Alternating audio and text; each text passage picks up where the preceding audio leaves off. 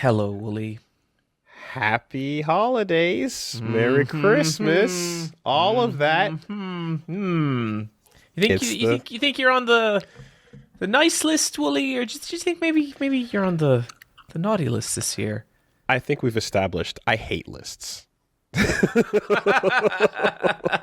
I am not a fan of lists. Don't put me on any list. Thank you very much. Because up until very recently, Woolie, I would have been like, Woolie is in for a phenomenal Christmas. I mean, you've been doing great. You've been doing a lot of good stuff this year. And we kind of hit a little bit of a speed bump, didn't we, Woolie? It just. But did I place the speed bump there, or was it already there? Right? Again, is momentum on the naughty list? Is everything that has happened before me and then afterwards is every domino truly on the list as well? Like, it's just where do we point the finger of blame? Crazy to me. It's crazy how the same thing happens time and time again on this podcast, and that's you doing something malicious and turning into an actual fucking demon. And then 5 minutes later, oh, what? Me? And then, because you have your fucking woolly face and your woolly smile, everyone is just like, oh, I don't think Woolie, John, you're overreacting. There's a concept called agency. So, okay. Yeah. Look, for people who might not be aware of what we're talking about, if you're a fan of what I'm going to refer to as the Versus Wolves narrative, a canon event took place outside this podcast. I guess we can call it that. We can. Yes, we can. I was attempting to do something. Well, it wasn't that big a deal. I mean, I was attempting to do something really special, and you fucking ruined it. You actually ruined it. The whole charity stream was completely fucking pointless. I did initially say that I didn't want to do this. And you forced it upon me. And basically were like, you have to be there. So when I initially am like, nah, though, and then more or less get shoved into this situation, who is truly responsible for what unfolds? I'm sorry, Woolie. I forgot that you hate charity. I have nothing but absolute support for great causes, such as the one you were fighting for. I'm saying medical that aid for Palestinians, yes, absolutely. They need all the help they can get. Now the thing is I believe that what we do to further that support for Palestine is get everybody on board to very excitedly get some momentum going, and through the donations, options are presented. I would like to say that, as far as I'm concerned, I showed up and we got some options rolling on the board because people were excited to support. So I did my part. No, we raised a lot of money, and we raised a lot of money during your section. No arguments. But when I think of the good people who are working in the medical aid for Palestinians, I'm sure the money is kind of important. But you know what would have got them really fucking hype? You know what it would have been such a source of joy for those people? Me beating Shenmue 3 in one sitting. And you took... You know what, Woolie? I'm going to say that's probably just as important as the money. And you, motherfucker, erased my save data. You fucking followed that demon to war. And you fucking, I don't know, My Hero Academia, all that shit into Foxcade. It was a pretty hype music segment. It was not. I heard so many people being like, that was boring. I didn't watch that bit. That's what I actually got emails saying that, which is weird because I don't know how they said that. Didn't watch. It doesn't matter. But do you know, Woolie, what happened later in that stream? What happened later in the stream, John? My game got erased for a second time. Did it? 15 hours in. Well, how about, I mean, it just seems like there are many forces at work, many forces in play, pushing things in that direction. Now, I don't know about you, John, but like, it seems to me that, you know, when someone is lending, when someone is handing money over to a good cause, it seems like you are you're looking at it going, but what is that person thinking in their heart when they're handing that over? No, you know? no. I just thought, here's my mistake, Woolie, okay? I organized that charity stream. I brought on a lot of what I consider my closest friends, okay? And I thought it was going to be my closest friends pushing me and boosting me and encouraging me towards beating Shenmue 3. And I thought we would all fear the erase game option together. When we raised $1,000, we spanned the punishment wheel, I thought everyone would be cradling me and protecting me from the erase game. When you put on the clown makeup and sit in the chair over the pool and somebody walks along, you're gonna hit the dunk tank. Now that's not what it was. That's not what it was. That charity stream was designed for me to send two things to the people of Palestine. Red nose aid. Second, in the form hope. Of the Band-Aid. You took that hope away from them. You took that hope away. You dressed up as Rio, and you sat in the chair above the dunk tank. I looked great as Rio. You know, I got so excited at the end there that I accidentally woke up my baby, and that wasn't great. So I lost progress too, really. And, you know, I hope you're happy, because that's what I had to sacrifice was she had a bad nap afterwards. Well, so, yeah.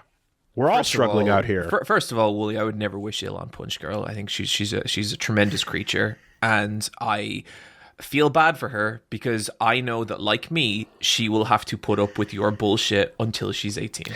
Listen, your downfall was just so exciting that it elicited a raw emotion, and that raw emotion was loud enough in decibel that it woke her up. It's unfortunate, but that's the way things go. Can I posit a theory? Here? No. Was she? Not a question. Not actually a question. Don't ever fucking do that again. Don't ever do that again. Did the loud noise wake up Punch Girl? Or did Punch Girl really want to see a completion of Shenmue 3 and Can we Fox, can we roll the fucking, okay? Just roll the intro now. Just roll it now. There's no time. Go.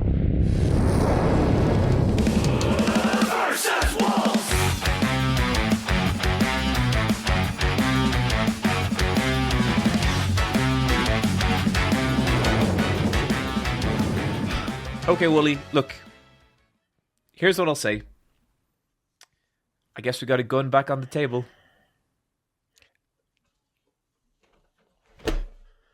As if, and anyways, whatever. What the fuck ever, man. Ooh, you know, at this point, as if we haven't, I continue to maintain that everything I recommend is for the further growth of yourself, myself, this whole experience together. No matter what you do, I don't care what you point at me. That's fine. You can make your threats. You can handle it. You can make your threats. That's cool. It's on the table, sure. You know, the mistake of, I mean, why would you put it on the table instead of just pulling the trigger? I don't know, but okay, here we are. We can play our games. We can play our games. But, yeah, listen, I really wanted to send to the medical aid for the people of Palestine money and hope. Thanks to you, Woolie, I was only able to send money. So we raised $41,000. I'd like to thank everyone. Amazing job. Yeah, and you know, like the community was fucking incredible. Like, what an absolute just rallying of everyone. We had a lot of Versus Wolves fans. Thank you to the people from r/Giant Bomb who also came over. I was really blown away, and I just feel like the people who are going to get that money are going to open it and be like, yeah, but I just really thought John was going to be able to beat Shenmue, you know? And so, like, how much good it'll actually do, I guess we'll see.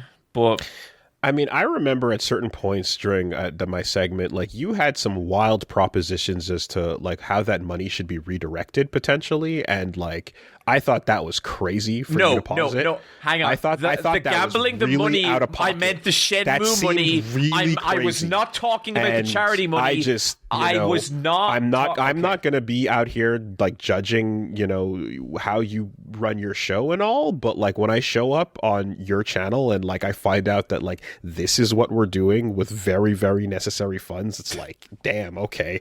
I guess if they're okay with it. Unfortunate trend of YouTubers misappropriating charity funds, and I just want to be clear.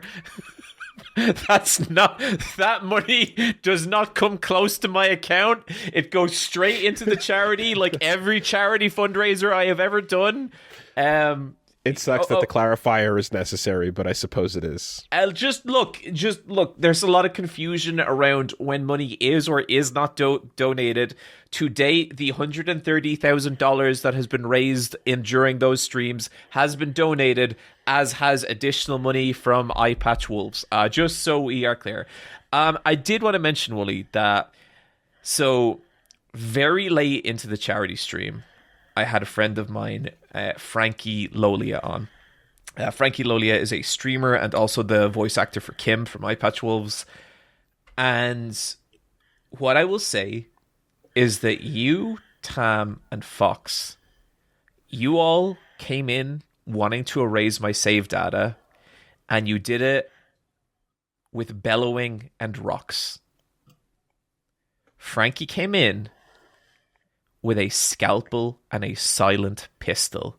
She looked at it. She looked at the board and she was like, "So you have 4 erases till your. So you have 4 lives till your game gets erased." Within an hour, she was like, "I think I can do that." She did it. Wow, that was one concentrated effort. It was deeply horrifying. like because when she said it, I was like, oh, poor Frankie, I don't think she understands how this works. And it was one of the most brutally like, this was 15 hours into the stream. I was so tired.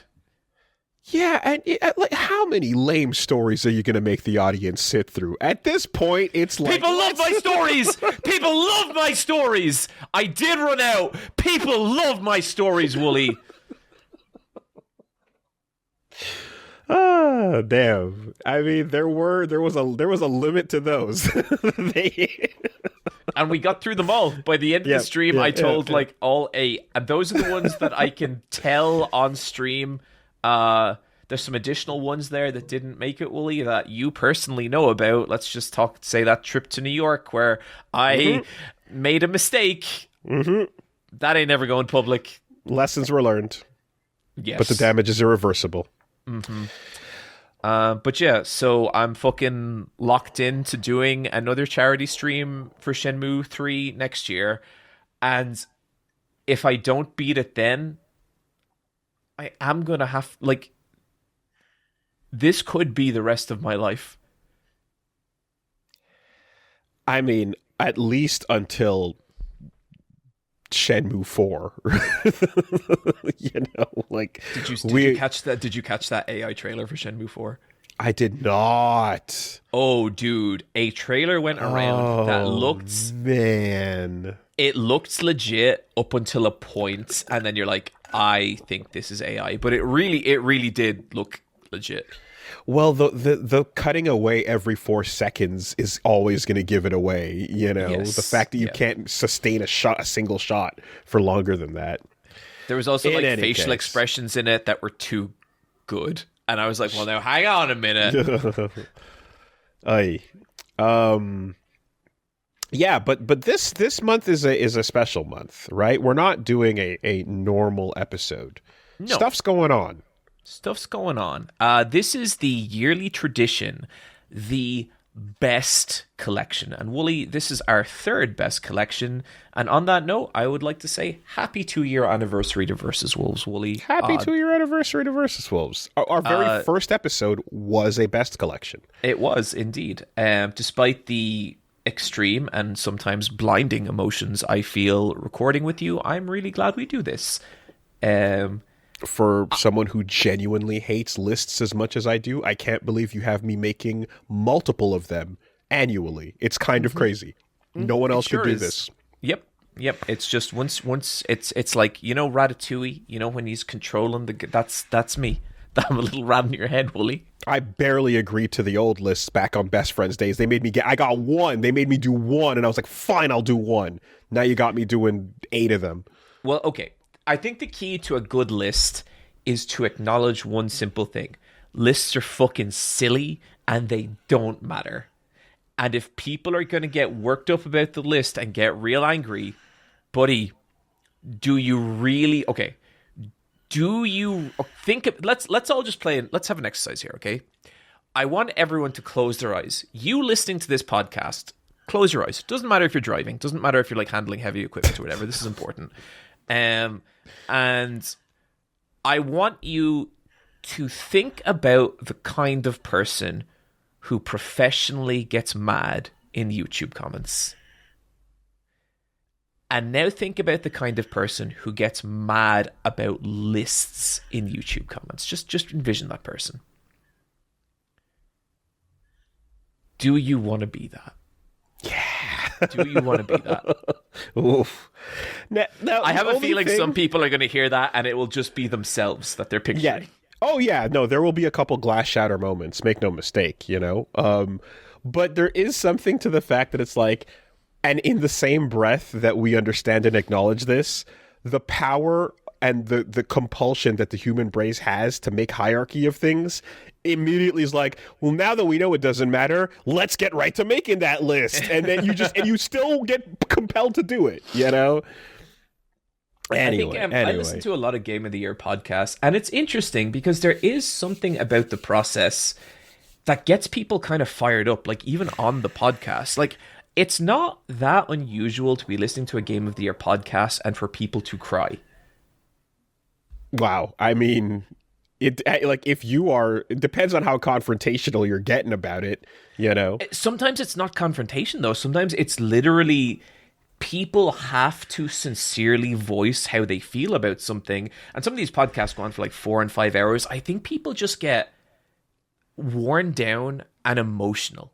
And it's weird, but like I've heard it multiple times. Well, I mean, I'm sitting here being told that Roman Reigns is greater than my grandmother's cooking.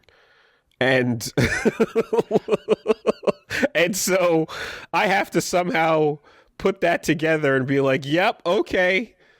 These two things are being measured against each other. Problematic fave, Roman Reigns. Is there anything, that list is kind of crazy. Yeah, and we have been threatening for a while, Woolie, to do a little audit of the Pantheon of Greatness. And so introducing, for the first time on Versus Wolves, at the end of the best collection, the Great Audit. Grand Theft Audit.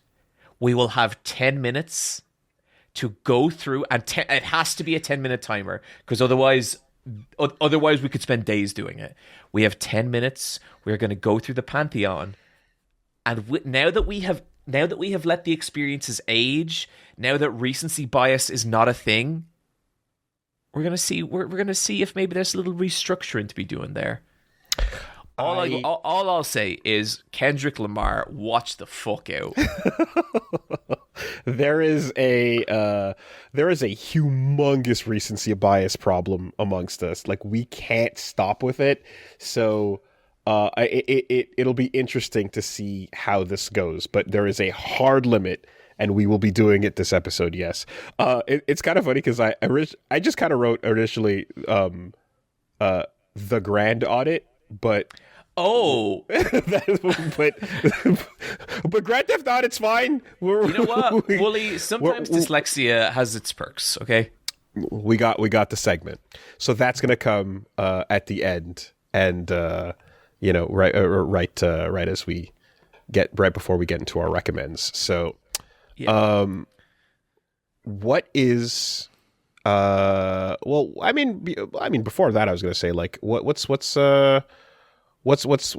in your craw right now? What's going on? It's been an interesting week, Woolie. I put up a little video on regular Eyepatch Wolf about John Cena's retirement. What do you know about how John Cena's last match went, Woolie? All I know is everything that you explained in that video. So I saw clips of him, like, running out and hanging out with kids and stuff. And like, I heard, oh, it's his final match for reals this time, because I know he like left twice before.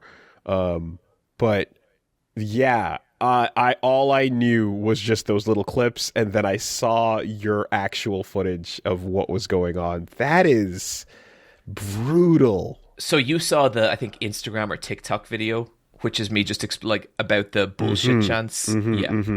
Yeah. So I have a longer video that like explains basically what happens, but John Cena has not tapped out in 20 years because he's the Superman of wrestling. In his last match, Gunther has him in like the sleeper, and he just gets this look of peace on his face, and he taps out. And people fucking hated it. Yeah. And like, me personally, it's like, I don't actually hate it. I think there's something kind of beautiful in this idea that like, he doesn't have to be Superman anymore, right? I think the narrative of like the wrestler, like the streak, it's just, there's always going to be that moment, right? Where like the bit, the gimmick, the thing that has been maintained, when you're actually done, you can let it go, to get some closure out of it. I think that works appropriately given the career and given everything else. That's not that bad of a way to I like put a bow on it. I think the problem is just John Cena's final year was like narratively a disaster. Like it was just so bad. Travis Scott, the rapper, was involved a lot for some reason. Jesus. Okay. Yeah, and like, so that, Woolie, the end to last year's WrestleMania was Travis Scott coming down to the ring and interfering. Why? I don't know. I said this in my video. Up until about 4 months ago, I thought he was the drummer from Blink-182. And then I was like, oh, okay. Yeah, it doesn't really make sense. That's what I thought. I was like, yeah, okay, it didn't make sense that the drummer from Blink-182 would be married to one of the Kardashians. And then Michelle had to be like, no, the drummer from Blink-182 is married to one of the Kardashians as well. And I was like, well, this is all very confusing. Anyway, it doesn't matter. I mean, he's making Soulja Boy songs better than Soulja Boy possibly could. So there's absolutely. But yeah, so John Cena turned heel. The heel turn was incredible. It was really great. And then, like, he did some promos that were amazing, and then the story just kind of fell apart. And then one day they were like, hey, we're turning John Cena face again. And it was like, what? I was like, yeah, I'm sorry, guys, I woke up. I'm okay now. And it was like, what the fuck are we doing here? Like, what is this? And then so you had this horrible moment where it was like 4 months left of John Cena's, like, wrestling career, and he had no storyline. He had no storyline, no momentum, no anything. And, like, there were fun spots. Like, he had some good matches with Dominic Mysterio and just, like, there was some stuff.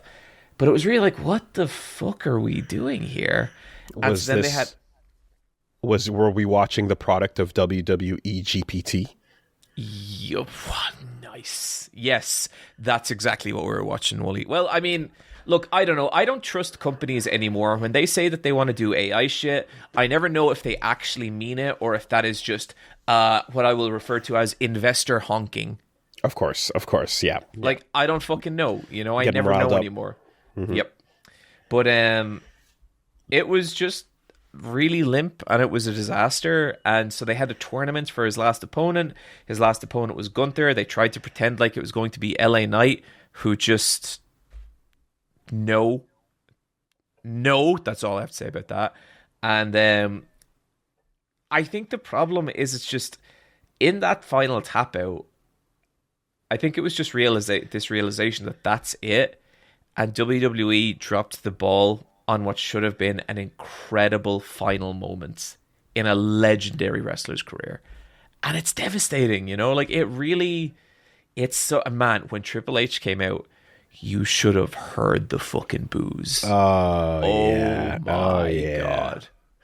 It, like, the fact that you can't have a genuine moment even at the end because you need to stage it, right? It needs to be plated for everybody.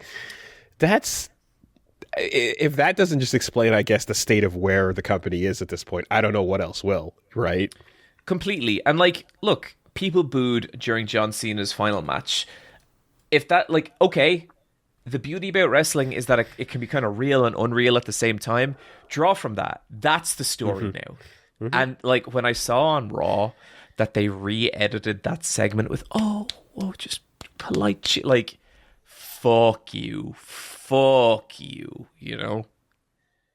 Yeah, it is like the best moments are always, again, the ones where you take something real and then you find a way to work with it, you know, and it's always going to resonate better because what the audience was feeling is genuine, and how you spin that or lean into it plays off of real emotion. So that is going to have a explosive effect going off into the footage after the fact. But if you have to take what people were really feeling and go, no, they weren't feeling that at all, they were feeling this fake thing, then of course that's not going to resonate with people because you killed what was genuine immediately. People loved Roman Reigns. There was never a problem. But like okay, well done. Now you know, like, you've destroyed one of the best characters in wrestling ever. But it's like, yeah, anyway. But I don't know how much, like, I don't know if WWE is currently doing AI shit. It's very hard to tell the difference between, like, incompetent creative work and AI. But look, at least that's the last thing that AI is going to ruin.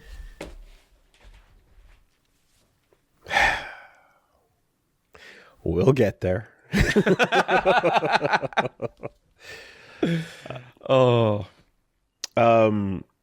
What say we take care of some business on the docket over here. Yep. So first of all, folks, we got a Patreon. And let me tell you, that Patreon is what keeps this show alive and what makes it viable and what lets both me and Woolie spend a ridiculous amount of time, given everything else that we do, experiencing the experiences for this podcast, as well as all the other insane bullshit. We decided not to take a Patreon question this week just because we have so much to get through. But what I will say, for those of you in the Patreon... Yo! What you got coming? Look, you got your intermission lounges. They ain't going anywhere. But there is some... I'm just saying, I would really want to be subscribed to the Versus Wolves Patreon in January. We are cooking some stuff. There's some new frontiers opening up for Versus Wolves, and we recorded something recently, and it is some of my favorite shit we have ever recorded. I am very excited to share it. We're getting experimental out there, and it's a lot of fun. So yeah. That's going to be a good place to be. And again, thank you to everyone who's already there. Much love to you guys. And just, end the year, like, just want to acknowledge fucking incredible support this podcast gets. And, like, I love doing this podcast, and, like, the Patreon makes it the biggest no-brainer of all time. And just, it's like, I'm glad people feel the podcast and are willing to support it. Because, like, independent shit, it gets rarer and rarer. And it's, like... A lot of independent games journalism has really struggled, and all you got left is schmucks like us. I mean, people keep forcing the game journalist hat onto me, and I refuse it every time. But it's like, I'm looking down the list of what's going on, and then I have some dumb opinions to fart out. And I guess, people hear about that, and then people like Gene Park will be like, actually, yes, what you've had to say there is what a lot of people were thinking, and that's the best reporting on it, quote unquote, that we've gotten, or some weird moments like that where we're just like, oh my God, is that the state of affairs? Is it that bad? A little bit. Well, like, okay, independent voices in any media is always a gigantic positive, with some extreme exceptions. Yeah. Absolutely. Sorry, for the audio listeners, Woolie just did a little dance. Yes, right over some eggshells. But the no, it is weird that is the state of affairs, But nonetheless, yeah, this is it's becoming more and more apparently important as everything gets bought by everything and everything gets catamaried into a giant glob of nothing. Yeah, and like it's great because like guaranteed no one is ever gonna fucking want to buy Versus Wolves. So how about a word from our sponsor?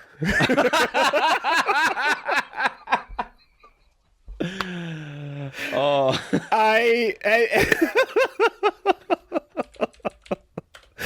And to be fair, the folks at HLJ really like, hey, it's a no-brainer of this is a website I regularly have ordered things from throughout the course of my life. Yeah, I am super down. Look at this cool shit. I showed off those sick Ninja Turtle figures, and I showed off those sick zero backy over zero backy from last time as well. But this episode, HLJ's back. Great time for the holidays, and hey, there is no shortage of cool things to order if you are looking to get model kits, figures, merchandise, etc. From your favorite games or anime. If you're trying to order it straight from Japan, they got 20 years of experience getting you that stuff. And they get the limited stuff. They get the full orders. They have all of it. I've been getting stuff from Hobby Link Japan my entire life. They rule when it comes to this. And yeah, I only discovered them when they got in contact with us and was immediately like, oh, this is where I buy figures now. And like, even like just the range of shit they have is so cool. And like, I was looking at, whenever I try and do research for this show, it's immediately like, oh no, I just want that. Like, I found they have a thing here. It's the Brickroid Tetsujin 28 and Shotaro set. And it's like a little cute, like, so for those of us who might have seen it over, it's Gigantor. Yeah. And it's so cool. Giant Robo. Hell yeah. I mean, I am a collector of many a Kirby. You come to my house and you will run into Kirby's in various places. I saw a pretty sick one over here. They got the Wheelie Rider Kirby. I'm very excited. I dig Wheelie in particular, from Good Smile. And, if you want to talk about what's relevant, if you want to talk about what's currently going on, they've got stuff going in there that you can get from stuff like, hey, your new favorites, Uma Musume. You've got what do we got over here? I took a little look. See, hey, do you recognize who's that? Who's that? Look at that. Oh, Oguri Cap. It's Oguri Cap. There is a good selection of Uma Musume figures in there, and that is a goddamn. That is a the hair figure. Yeah, super detailed Oguri Cap figure right there. And you know what?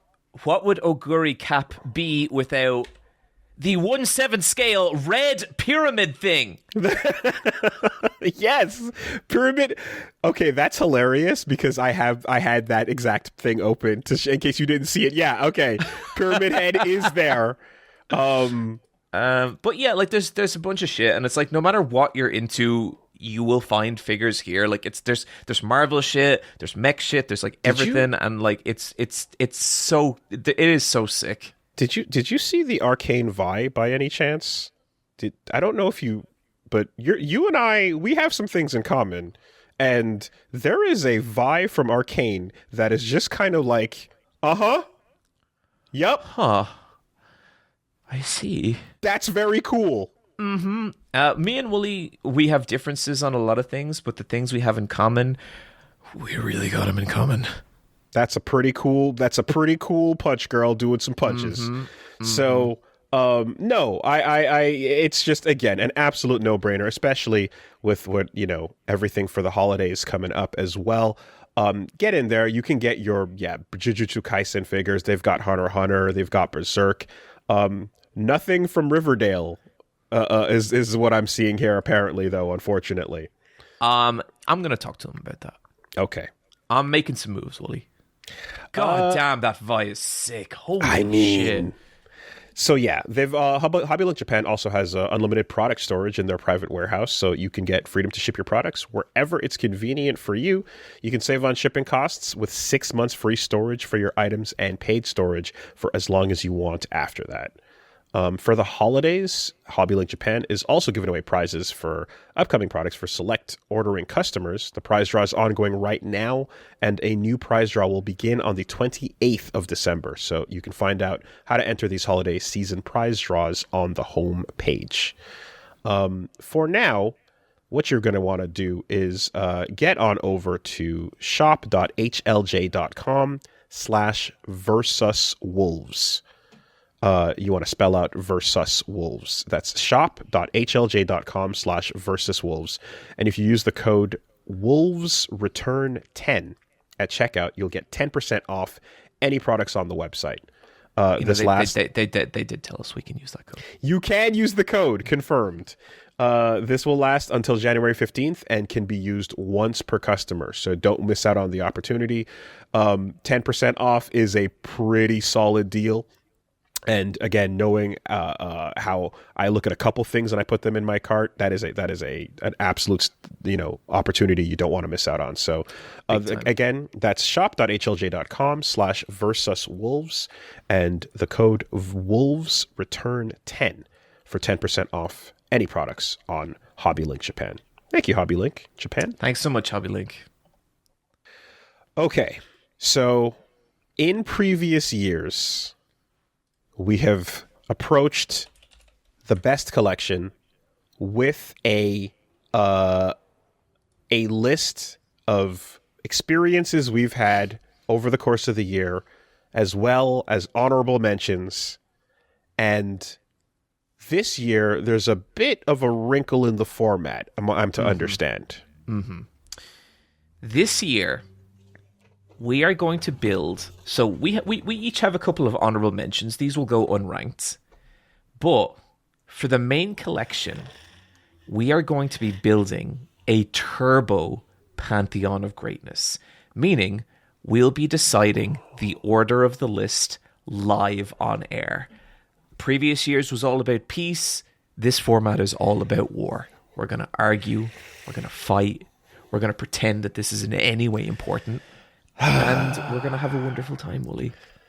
Multiple lists, as if the one were not enough. Oh boy. Okay. Look, the people love it, Woolie. They I'm hoping that, like, I feel in my heart that there's a number of this list will be overlapping. I feel like we will see eye to eye on many a thing here, and I think that we can find some common ground and some shared experiences over the course of the year. Unless I have thought, I know Woolie is going to put this on the list, meaning that I do not have to put it. And that's how Expedition 33 didn't end up in our top 20. So I guess to roll in, let's start with the honorable mentions, the unranked. Would you like to go first, or will I? Sure. And for me, my honorable mentions are not because necessarily of the quality, but also because of like the time put in. So I know that like my experience is currently incomplete. So for example, I know I would probably rank this higher, but because I have not gotten far into it, I'm going to put Hades 2 as my first honorable mention. I just got a taste of it so far, and I love everything about that taste. And knowing what that first game had for me, getting an introduction to, Melanoe, and just seeing Yes. Okay, I've said it before, and I'll say it again. Nemesis is chilling. Nemesis is cool. I mean, they saw the target, they drew back the string, they fired the shot, and it landed right here. Yep. And then I walked around the corner. No HP left. I walked around the corner, and I saw Hecate, and it was just like, yeah, this game is still doing it. But doing the actual runs, and let's kill some time as the one of the slogans is a super great bit too as well.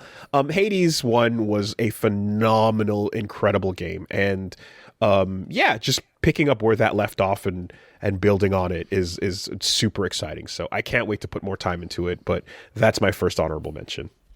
My first honorable mention, so we each have 5, is Batman Absolute.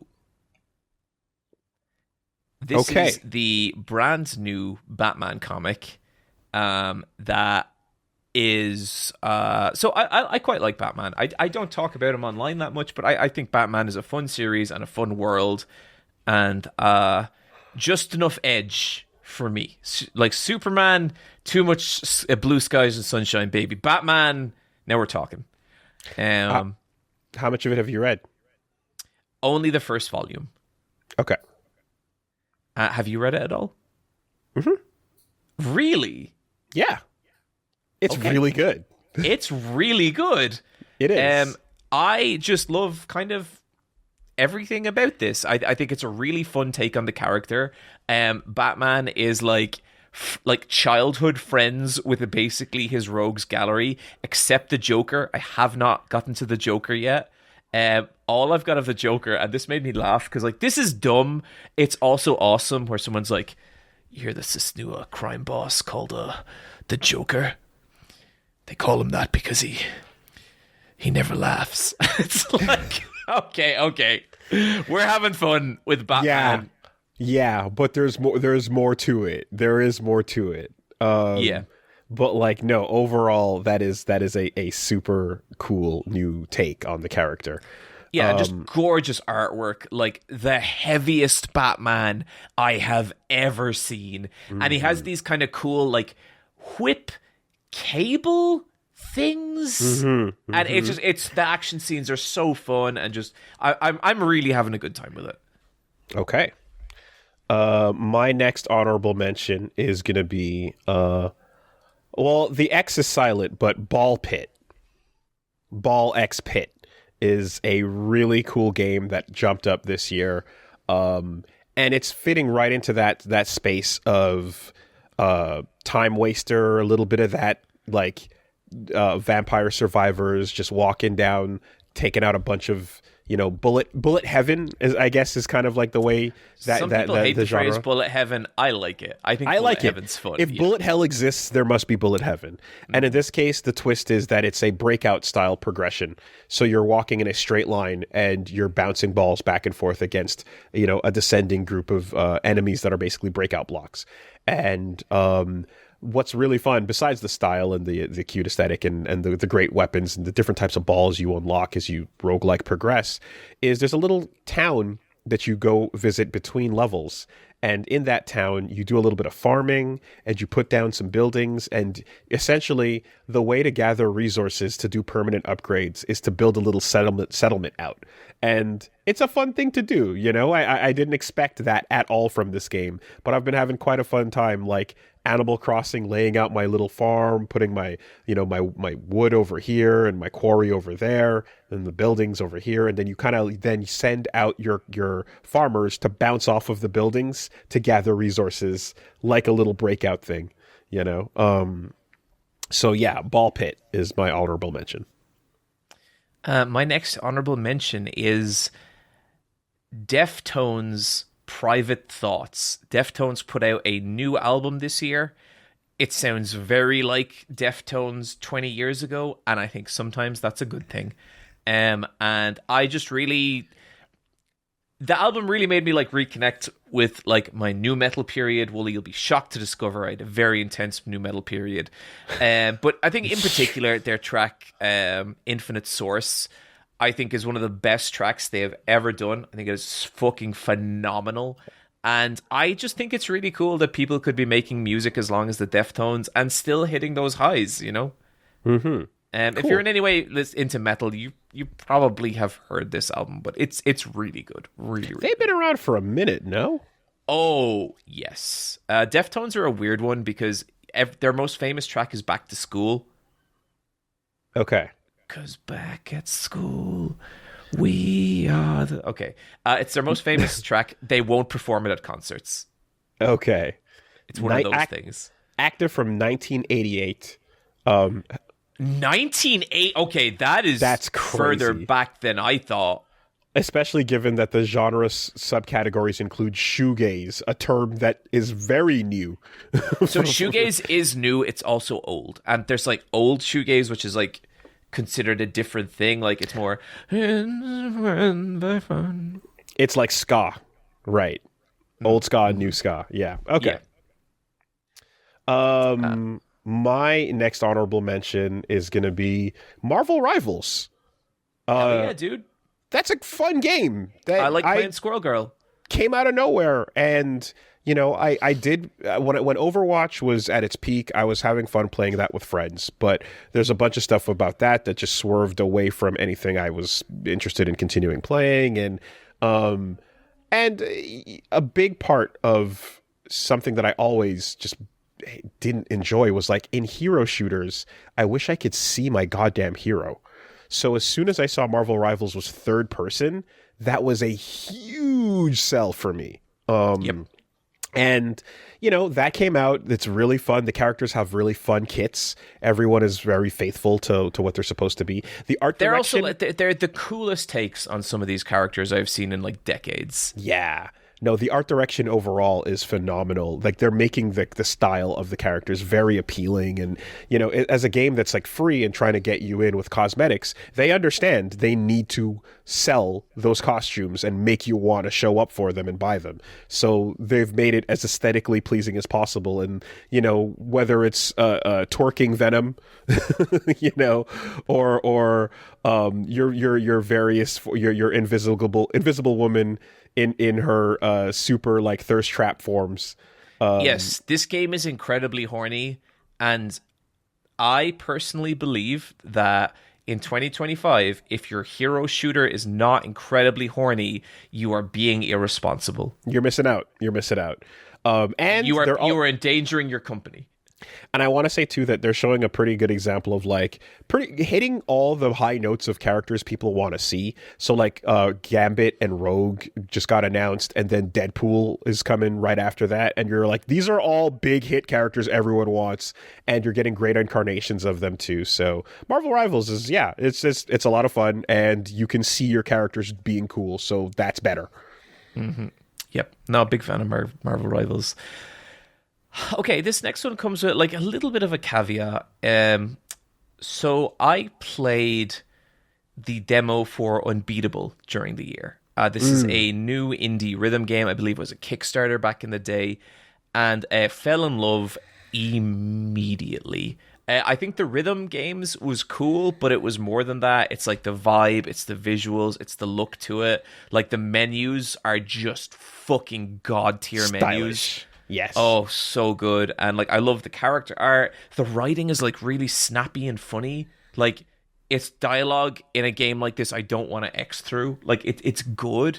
Mm-hmm. The only reason like this had every chance of penetrating my top 10. Like I was fully expecting that.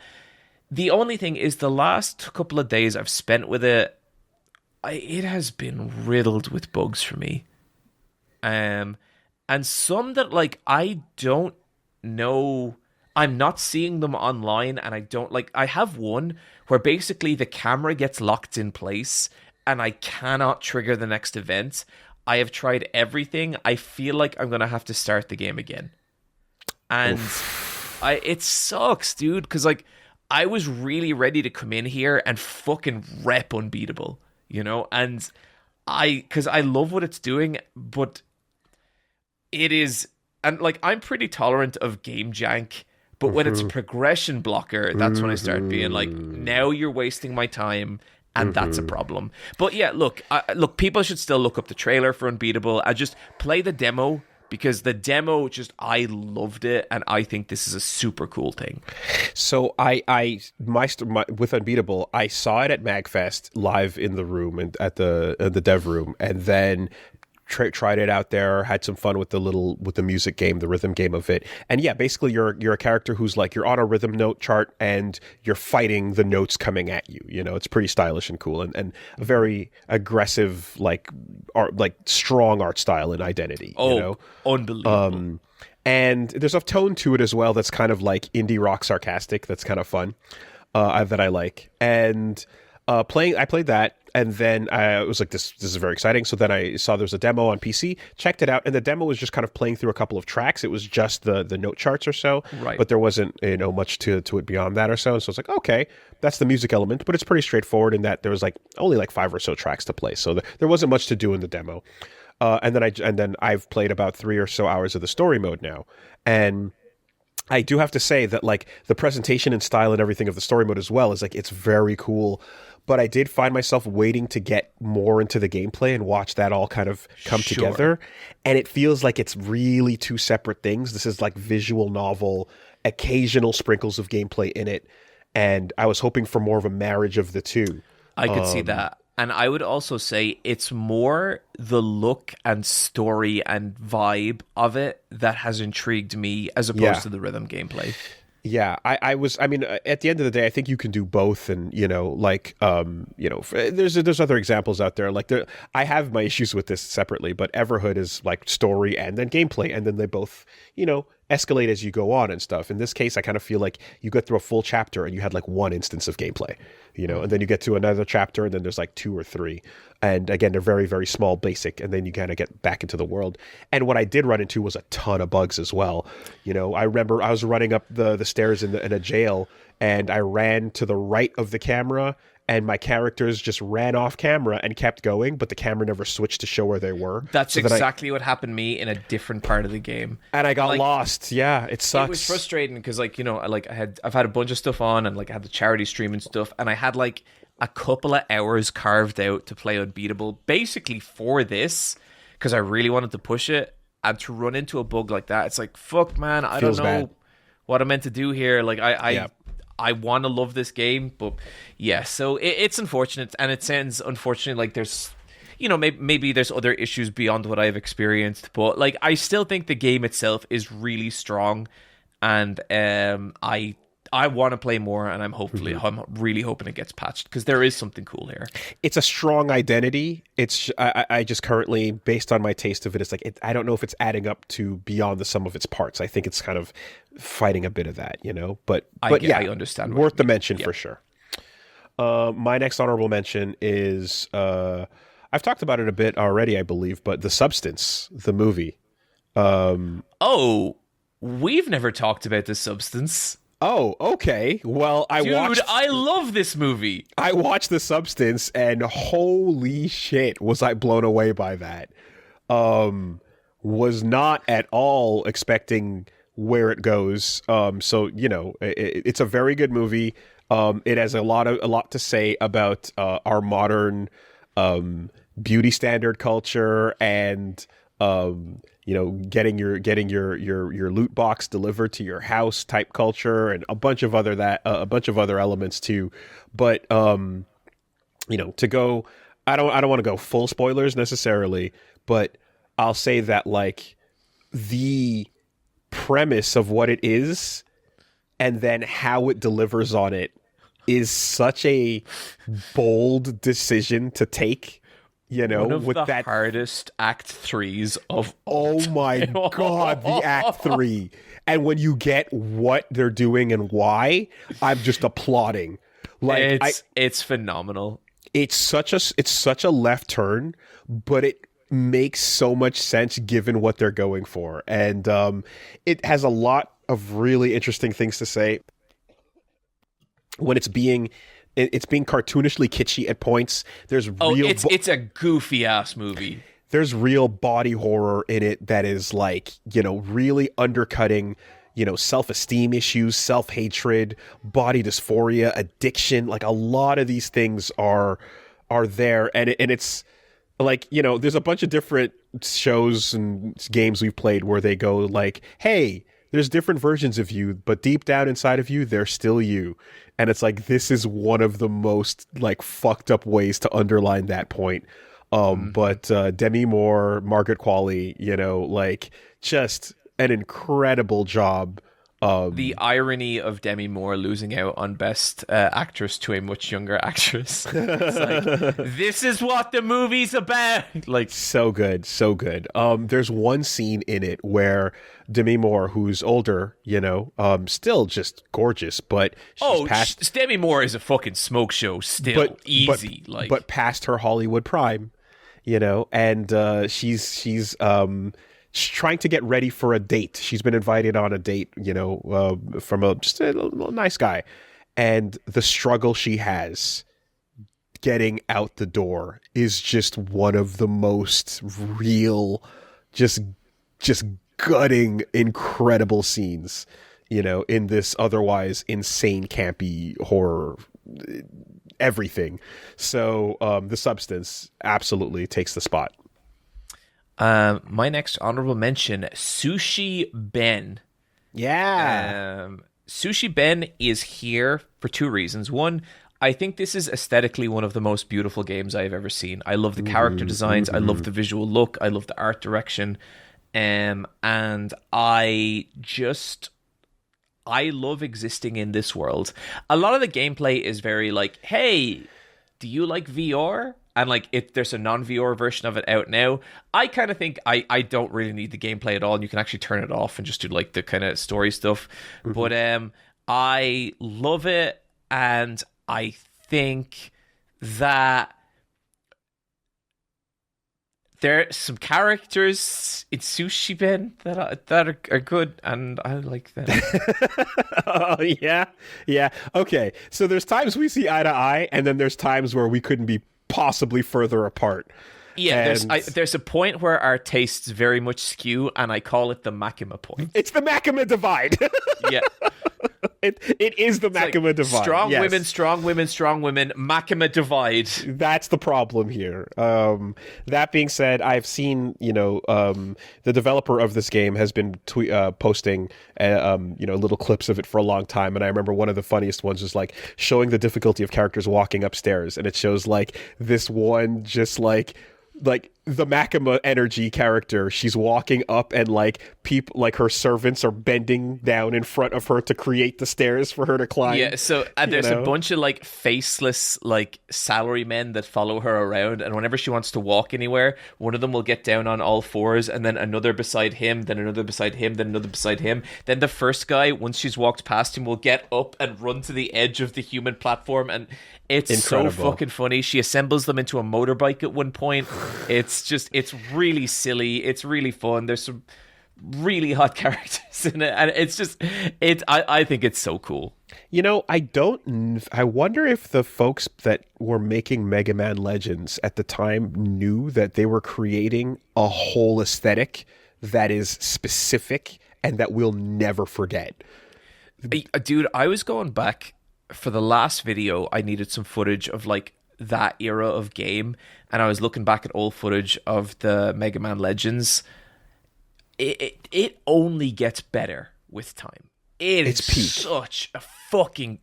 You're right. Like they tapped into an incredible art style out of necessity, and it still looks amazing. And that's all we want to do is go back to that.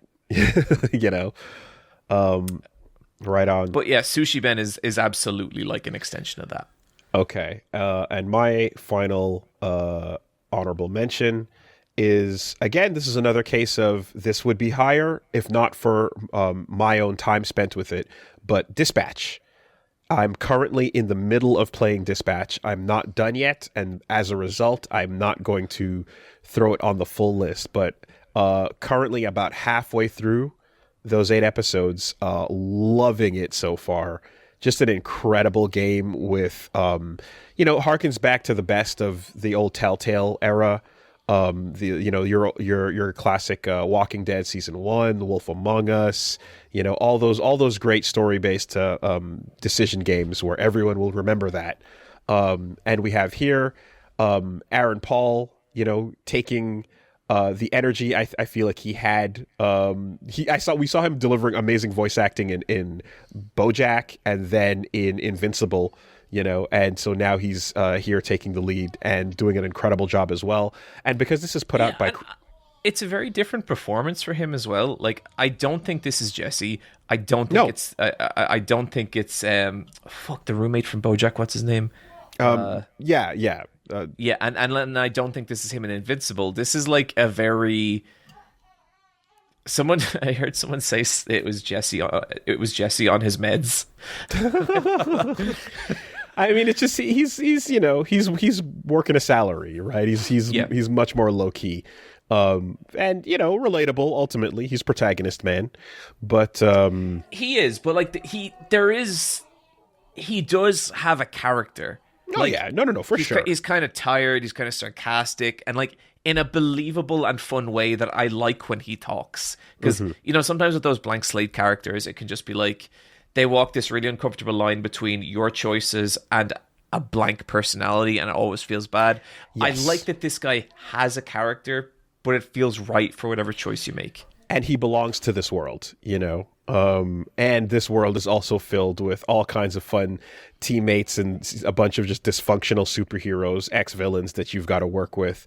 And I feel like it took a second, but once I pegged that we were looking at essentially, what if you had the malaise of Disco Elysium fuck-up energy applied to a team of superheroes, and you had to salvage just this absolute burning car wreck. I kind of was like, I love where this is going, Yeah, everyone is toxic and awful and amazing. Yeah, and the dialogue is like sharp enough to pull that off. Mm-hmm. There's a little bit of not whimsy. There's a little bit of snark, but it's not the "he's right behind me, isn't he?" type of, or that just happened. It never crosses the Joss Whedon line. But we do approach a couple times, and you know what? Sometimes, right? You provide some options, and then one option is certainly much more correct than the other. We can examine this, at some point in the future when all is said and done. But I'm already on a convinced path of righteousness. However, there are then options that walk by that are unavailable, and you're like, you're just gonna have Karlach from Baldur's Gate 3 show up with the V and just like, nah. Nah, that's an illusion that we can't cross that line. She's got a giant burning hell sword, and you're just gonna say Malevola no? Okay, that's fair. Yeah. This game is also a cereal bowl of muscle girls, and I'm only in the first hour, or well, maybe hour and a half, and playing it with Michelle. And I'm already feeling like, oh no. Oh boy. And I'll say this too, is that this is again, it's Critical Role, is putting this out. So like they care a lot about the performance, the voice acting, and the delivery of things. And so you're getting some excellent line reads top to bottom from everyone involved. Oh yeah, voice acting killing it through the roof. A lot of subtitle options too, because they care about that stuff a lot, because this is a priority. But you know what's really interesting and strange about this game? It is 100% pre-rendered. Everything you're watching is FMV. There's no actual 3D happening at all. I mean, that makes sense because it is gorgeous. It's incredible. It's it's a show. Beautiful looking game. Yeah, it is a show, and it was meant to be a TV show, right? I don't know, but it wouldn't surprise me. The story I heard that is they were actually trying to shop this around as a TV show for a couple of years, and they just could not get it going. Okay. And now it's a video game. Well, I mean, what I'll say is, like, when you have... I like when games when they exist in render and are 3D. Like I like when they're in engine, like it's just a preference. But when everything is pre-rendered, then you don't have weird camera bugs that lock you out from progress. Yeah, and like there is definitely, I would say, like a tactile quality that's missing from Dispatch that I would have liked. But the trade-off then is you do just get one of the most beautiful looking games of the year. Yeah, and the gameplay of beyond making choices of just like handling the dispatch. You're sending out heroes. It's not bad. It's pretty fun. It's fun. It's fun. Mm-hmm. My final honorable mention goes to Baby Steps. Yeah. Okay. I feel like the first 10 seconds of playing Baby Steps will reveal a lot about you as a person. And whether you kind of go, yes, I like this. Or if you go, why would anyone ever play this? Baby Steps is the evolution of co-op, of getting over it, of sexy hiking. And it is where you manually control a man's legs. You press L or R to put weight on them. Or you press L or R to lift them. And then you control them with the analog stick. And then releasing the shoulder button puts the weight back on them. I think that's how it works. And I didn't play a whole lot of this, mainly just because of like a lack of time. I was enthralled. I was like, oh, I like this. And I got to the top of a mountain and I made one bad step, fell into a river, slid right back to the bottom of that mountain. And I was just like, this game is for me. Yes, I like this. Bennett Foddy he don't doing miss. it. The boy don't miss. Mm-hmm. It's also like it's got a story and it's very funny. Like the cutscenes are really entertaining and weird. And I don't know. This one feels like it's got the juice to me. But I would also say like I have heard of people hating this game, but the reasons that they hate it kind of just make me feel like, oh, this game, it's just not for them. Like this, they're whatever they go to games for, they are never in a million years going to like this game. Okay. I mean, I was just watching the beginning of it and how that kind of plays out. There's also like, you got to be down for the nervous energy of the character, right? Very much so. Yeah, just that. It reminds me of like that Flight of the Conchords, just like, oh, nope, up, yep. Okay, yeah, just a lot of like, I'll be on my way, and that's it. Yeah. And like, it's irritating, but like you can feel it. Like there's a point where someone's like, oh, you haven't got a map, let me give you a map, and he hands you a map physically, and when he does, a mini map pops up in the corner, and then the main character is like, oh no, I'm fine, I don't want it, and the mini map disappears. That's so good. It's good, isn't it? Oh, that's phenomenal. Good stuff. Right. Yeah. Couple holiday sponsors for this episode. Going into it. Again, I don't want to keep inquiring as to the state of your financial affairs, John. Oh, Woolie, don't worry about it. Now, like, I have got it. So I was thinking about, I remember like off air last time you were talking to me about like trying to be more responsible with money and like investing it like in an actual business as opposed to like physical products. Mm-hmm. Mm-hmm. Have you ever heard of Enron? Okay. All right.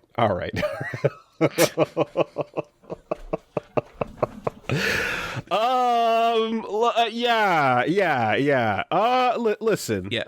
This is a company, Woolie, that is so smart. I don't even understand how they make money. All I know is that they're gonna make a lot of it at some point. Okay. Listen. You're gonna want to start, tightening up that belt wherever you can, and perhaps just in theory, if the Enron thing doesn't work out, yes. Which I mean, Which it might, but in the meantime, it wouldn't hurt you to just, bat down the hatches, get smart about your money, and prepare for that windfall that will come certainly eventually. And Can't wait. The best way to do that, to prepare for that certain windfall, while you get a little more fiscally responsible, one of the great ways to do it is with Rocket Money. So, podcast is sponsored by Rocket Money this episode. That is a really simple and easy way to get control of your finances, and in particular, again, with the promise of what's to come in the future, I hope Rocket Money doesn't have like a maximum amount, because I mean, when that investment makes its return any day now, I know I'm gonna need a reliable place to manage my money, and I know Rocket Money is the place for that. So what I will say is, if you've got things you've subscribed to that you're not using anymore, if you've forgotten about subscriptions, things you've lost track of or so, you're going to want to, get Rocket Money to help you find and unsubscribe from those things, because again, we're tightening up our belts, we're getting the budget in order, and it also gets pretty complex out there. There's all sorts of places where you can get confused as to what you're signing up for. Things rename themselves, and surely this Enron, you say, will work out great.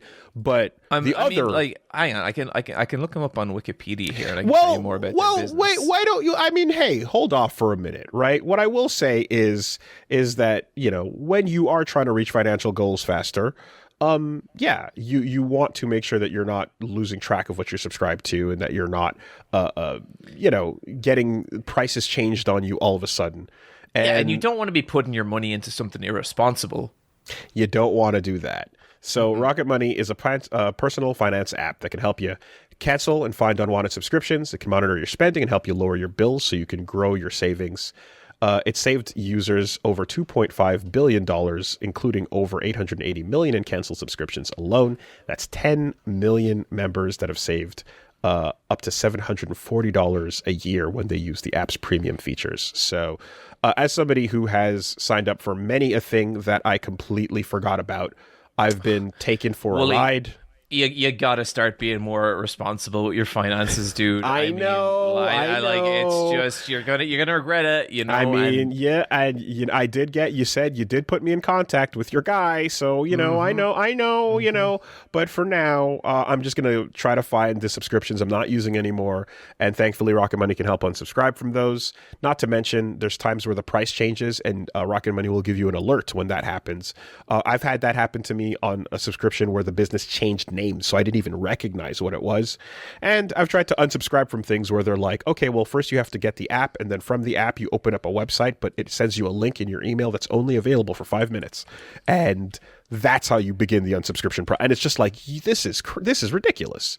So cut all of that out, and Rocket Money can help you just get right to what you want, which is disconnecting that and not being subscribed anymore. So you can cancel your unwanted subscriptions, reach your financial goals faster with Rocket Money. Go to rocketmoney.com/VSWolves today. That's rocketmoney.com/VSWolves. And remember, everyone, be responsible with your money. Any day now. Yeah, because like when my windfall comes in, I'm going to try and help out as many people as I can. But, logistically, I can't help everyone. I mean, when these Enron stocks finally come back. Yeah. This episode of the podcast is also sponsored by Raycon. Now, I don't know if you've had the experience that I've had, but when it comes to boxing, having some good tunes is a second life bar. It's a second life bar. And at the gym, they're blasting some good music that you just get into it as you're going. That is a huge motivator. But if you're at home hitting the bag or so, sometimes you got to get your headphones in because, it's not, the speaker out loud ain't going to cut it, and you got a baby down there and baby's trying to sleep. So we need to make our activities as low sound as possible. And this is a perfect time to get a perfect fitting Raycon wireless open earbud. The Let me tell you, up until I discovered Raycon, I had this iPod with no way to listen to the music, and Raycon busted that baby wide open. That's crazy. Years I had this thing, and just, the Staring music was at trapped inside. I was too embarrassed to ask anyone what to do, and Raycon just solved that in one fell swoop. That's incredible. The ability to just look at that. Before, no music, suddenly there was, and no shame involved in the process. No. And beyond that, too, it doesn't hurt that it's a really nice over-the-ear fit, in particular, on the new open earbuds. And they fit right nicely just over the ear canal, so you can hear clear sound and while you're listening to the music. But if I'm also listening out for baby crying or something else going on, I can still hear what's going on in the house. That is really important. And, I don't have to worry about the sweat or anything if I'm working out of them falling off, because they're snug and they fit tight. Not to mention, of course, I like when I don't have to worry about charging multiple batteries on multiple devices all the time, all day. And you're getting 8-hour earbuds and 36 hours charge on the case. So that is a really long time you can go without having to worry about the charge. Super essential. Love that. Raycons have got, over 3 million customers.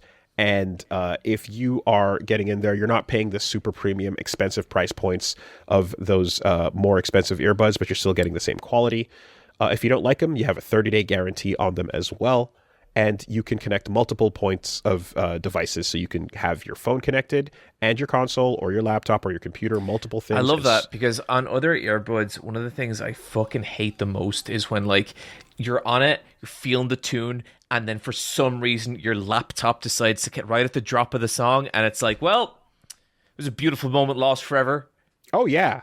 I mean, hell, just the ability to, do something like this podcast and then just switch you off and hear some music when the time comes is I don't know if wonderful people at Raycon are going to appreciate you getting me and Woolie, but okay, fine, fine.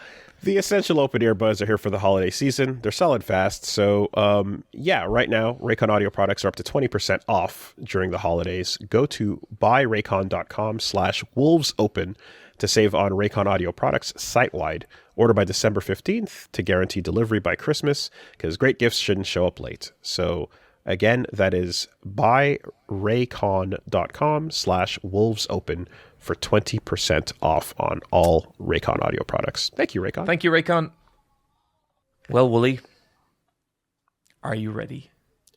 The best collection 2020. Okay, Woolie, I can see your face. We're looking for hype, energy. We're looking for excitement. I'm second guessing some of my positions already. I'm second guessing some of them already. That's the beauty of this system. You can go and you can give it in any order, because the list is going to rewrite itself as we go. Okay. Would you like me to go first, or would you like to go first? I'll start. Okay.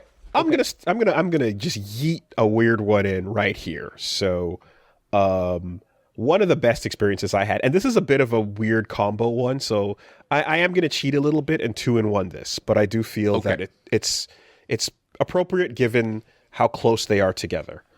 2025 was a phenomenal year, specifically for the Marvel versus Capcom fan game community. So there were 2 releases this year. Oh, I know about Max's one. There were 2 releases. Oh. And they're both phenomenal. So I wanted to throw up there the Marvel vs. Capcom fan games. Specifically, Maximilian, dude, has basically commissioned his dream to fix up Marvel vs. Capcom Infinite. And so after working with a ton of artists and programmers and some people and they figured out how to open up the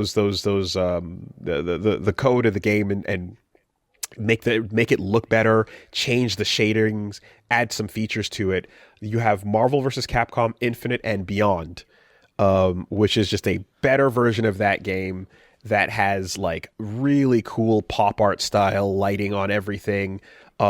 it's Marvel Infinite was a game that came out that the gameplay was never the issue. It was always just how rushed and like bad some of those models looked, and how the roster choice was just not what people wanted. You know, the X-Men were nowhere to be seen because there was a whole thing about, you know, essentially like functions versus functions was the joke that happened because, you know, Combo Fiend, one of the people working on it, was like, hey, these characters are more like functions, really. Don't worry about the specifics of them. But that was a bad call. But at the time, X-Men were not part of the MCU. Therefore, they didn't want to push the X-Men. Therefore, you couldn't be putting them in any kind of spotlight, you know? And that sucks because we love the X-Men. So, Infinite and Beyond, Maximilian basically, you know, worked with a team, and after putting his own personal money in and everything, you have this incredible the music from Little V Mills. Shout outs Little V, behind our intro, you know, music as well. It's just a patch that you drop on top of your original copy of Marvel vs. Capcom Infinite. And it also adds the ability to do things like play 2v2, like two people co-op together, or play against the computer. So me and Reggie played against the final boss, Ultron Sigma, each taking control of one character. This lots of fun stuff. Beautiful. This looks so good. It's great. Like, it's great. And like Marvel vs. Capcom Infinite was a dull ass looking game. They tried to make it like kind of realistic, and it just sucked. This has like this beautiful cell shaded look to it, and it is gorgeous. Yeah, it's so incredible that you can come along after the fact as fans and go, this is the game, this is what we wanted it to look like, you know? So they made it look incredible, and this is well beyond Marvel or Capcom's like caring about this right now. So like, yeah, just do it, you know? They figured it out and they put that out. But this was not the only Marvel fan game that came out this year as well. At the same time, I want to say a matter of like a month or two later, there was a release called Marvel vs. Capcom 3 Community Edition. And that is, so before Marvel vs. Capcom Infinite, which had, you know, those visual problems we mentioned, there was Marvel vs. Capcom 3, which is just a really great game. But the Community Edition just basically went in and said, what if we put more characters in it? And what? Something that was figured out, where modders figured out how to add extra slots to the character select screen and how to add modded characters in. And the moment we started seeing fan characters get added in, you had to individually add them. And I was like, oh my God, how cool would it be if everyone got together, all these different creators, and standardized a balance like structure to make the characters all compatible with each other and have a general balance so that you can release a big update to the game. And that's rival school characters? That's exactly what they did. You know, so if you're a fan of Marvel vs. Capcom, this added, I mean, like, the extended list is ridiculous. Like, there was some 73 new palette swap characters and a bunch of costumes as well. Palette swap just basically being like new characters added to the game. Sure. Nero from Devil May Cry is playable, and he's incredible. He plays exactly faithful like the way he does in DMC5, and it feels immaculate. You know, if you're familiar with him in DMC, Spider-Gwen. You know, Captain Commando is back. They grabbed. And so, is Spider-Gwen a Spider-Man skin, or no? It is a new character that is Spider-Gwen. New moves, new everything. Rashid from Street Fighter is like is a hyper character in this Marvel vs. Capcom world. You know, Kyosuke from Rival Schools, Leon Kennedy, Carnage. You know, I mean, they did it. They added Yun from Street Fighter as well, and Captain Commando came back, Monster Hunter came back. A lot of favorites from both are now, you know, added to this. 73 new characters added across a bunch of different collaborating creators. And Jury with 125 costumes. Because Jury fans know exactly what they want. So no argument there. So yeah, I just wanted to highlight it. Blackheart is back in this. Oh, so many characters. And then they pulled characters from Infinite as well back into the older game, and it's nuts. It's nuts. All the Resident Evil characters you could ask for, all the Mega Man characters you could ask for. Insane, man. Fan shit is this. Like, I don't know that I'm ever going to play this. I'm so happy it exists. It exists. That's it. It's just super cool. And when you play, like, they have, Nero, I mentioned, they have DMC5 Virgil and DMC1 Dante, and they're just so faithful to, like, those versions of the character as well. Like, it's just awesome. And you can play it with people online if they also have the mod too. So, like, things like that are great. So sick. So yeah, that's going on the list for me. Is the Marvel versus Capcom fan game revolution, in the form of Community Edition and Infinite and Beyond. Hell of a first pick, Woolie. Okay, my first pick is going to be Silent Hill F. Yeah, that makes sense. Okay. Silent Hill F is a game of two halves for me. I do not enjoy the gameplay of Silent Hill F at all. I don't think the combat is good, and I think some of the exploration is good. I think some of the puzzles are vibe-based puzzles. I genuinely don't know how you're meant to know how to solve them. And none of those problems ultimately are that big a deal, because I think when you take a step back and see what this game is trying to do and seeing what this game is trying to say, phenomenal. Like, I'm going to say that I prefer other Silent Hill game story better, but I don't think I could say that this is any less impactful or powerful than those stories. Okay. I think it is literally that good. Like, if you were to ask me, which has a better story, this or Silent Hill 2, I'm going to pick Silent Hill 2, but also very aware of there's parts of Silent Hill 2 that are more personal to me, and plus just a massive glazing of nostalgia. But I genuinely think the story of Silent Hill F is that fucking high. I don't enjoy playing the game. I have seen people try to justify its gameplay in different ways. I don't agree. I think it's just bad. Interesting.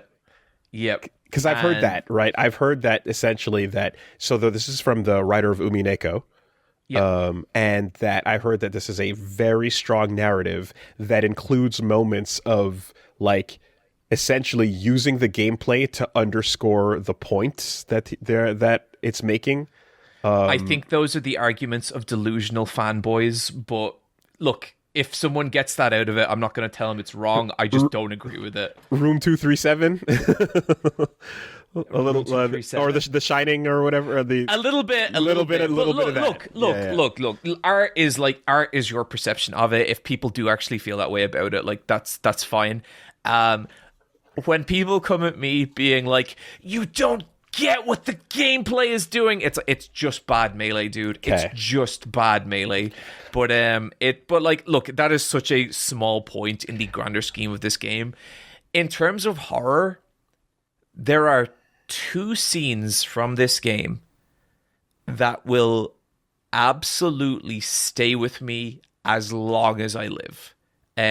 One is a cutscene, a prolonged cutscene that plays halfway through the game, and the other takes place on the footsteps, or on the steps, and someone is getting kind of stepped on, we'll say, and the implications of what that means is some of the most chilling shit I have ever seen. And okay. I think it's incredible. I don't think it's a perfect video game by any stretch, but I think I will always put, like, for me, games aren't like the good parts versus the bad parts. I'm always going to weight my opinion of a game on the good parts more heavily. And the highs are so fucking high with this game. And I really think that there's going to be a lot of people getting into horror games, and a lot of young girls getting into horror games. And I can feel this game being an all-timer for them. And I'm so happy about that. And I think it rules. Truly a spiritual successor to horror classic movie House that we watched the other day. Yes, we did. I what I know and what I've been told about the combat, I feel like it was summarized by a GIF of like comparing James, who's like running from the monsters and going to just seeing the main character in F like shadow stepping behind the monster, stomping them to the ground, and then the monster's like and then she walks away and then like looks back at it and it's like and that kind of is the character in this. Like the main character, she's ultra competent, she's cool, like I like her a lot, and it's just there's just a hypothetical version of this game that exists that is one of my favorite games of all time. This is not that game. You know, it's, but I still, the things I love about it, I love them so dearly. And this is another example I've heard about, is that this is a great way where the replay adds context as you get different endings and expand on like the message. Oh, totally. I mean, you don't. If I stopped playing that game at the first ending, this would not be on the list. It would not even come close to the list. Okay. I would say it's an okay survival horror. Okay. So a little bit of that Zero Escape when Nier Automata, you know, like the full experience is the multiple runs. Yeah, I mean, you don't, like when you get to the end of Silent Hill 2, no matter what ending you get, you know what it's saying. This does not show its hand at all, like at all. And then when you finally get to what it's saying, like on top of everything else, there's just an ending of this game I find profoundly beautiful, and it's about someone, I don't want to say too much, but it's about someone doing something that they wanted to but didn't for reasons, and the reason that they do it, and like the thing they're talking about, it's really mundane. Like it's not a big dramatic thing, but when you pair that with what the game says about the other characters, like, dude, I was nearly in tears. Like genuinely, I was like, that hits. Like that hits so hard. It's kind of incredible that there's people talking about good Silent Hill games in 2025. I can't believe it. I cannot believe it. What the fuck? Like I think the Silent Hill remake, we had it on this list last year. And yeah, 2 years in a row, Silent Hill is featured on the best collection, when I would say even a year prior, that seemed impossible. Konami actually, decided to open up those pachinko mines, let a couple of people free, and they're trying to resurrect some of their game brands. It's wild. It's insane. Side note, it's really weird seeing Capcom be like, yeah, we want Phoenix Wright and Dead Rising to be central pillars of our company. And it's like, I will believe this when I see it. Yeah. I mean, whenever you see their list of IPs and what they're worth, they have like a website for investors where you can see like what each brand is, by the numbers is. And those are up there. Like those two are up there for them. But considering how often you see Phoenix Wright, it's like, what is it though? I mean, hey, well, whatever, Mega Man. So, yeah. Anyway, crazy. Now the question. Now, okay, I immediately regret everything. How in the fuck do we put Silent Hill F up against Marvel versus Capcom? The ultimate in you saying gameplay does not matter, it's all narrative, and the other is it could be more about the gameplay, fuck the narrative. Okay. Also, if you can give me some editing rights on the document, that'd be cool. Yeah, that would be cool, but guess what? Yeah, sure thing. So yes, this is tricky. I'm not sure how to Okay, here, look, we just have to gut feeling every inch of this. A reminder, viewers, this is all silly. None of this fucking matters. What I would say is that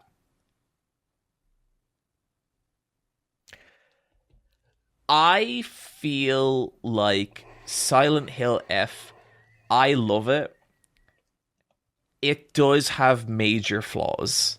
Okay. And I would also say that if someone were to come and Marvel vs. Capcom Infinite this game and beyond, that game I would love. And so I would, and like, I guess honestly, like hearing you talk about the Marvel vs. Capcom, I felt like really inspired and just happy that like fair fucking play to Max and like everyone who worked on these games. I think fan love reviving a broken property is like an incredible thing. I love it. And I so love for it that, so much. For that for me would make it peak out Silent Hill F. Yeah, I that's it. It's like you have a great game made better and a fun but extremely flawed game being improved massively, all through just fans getting together and being like, we can save this, and like the official word on it is not the final one, Yeah, that's such an awesome thought. And like to the fan modders who worked on those games, I'm gonna leave you guys with two options. One, please come fix Silent Hill F. Two, please put Himeno in Marvel vs. Capcom. Oh, well, once you break the boundaries of those two companies, then now we're Smash Brothers. Now anything's allowed. Once you let Hinako. I mean, once you allow Cloud in, it's over. That's it. Cloud's the gateway. It's over.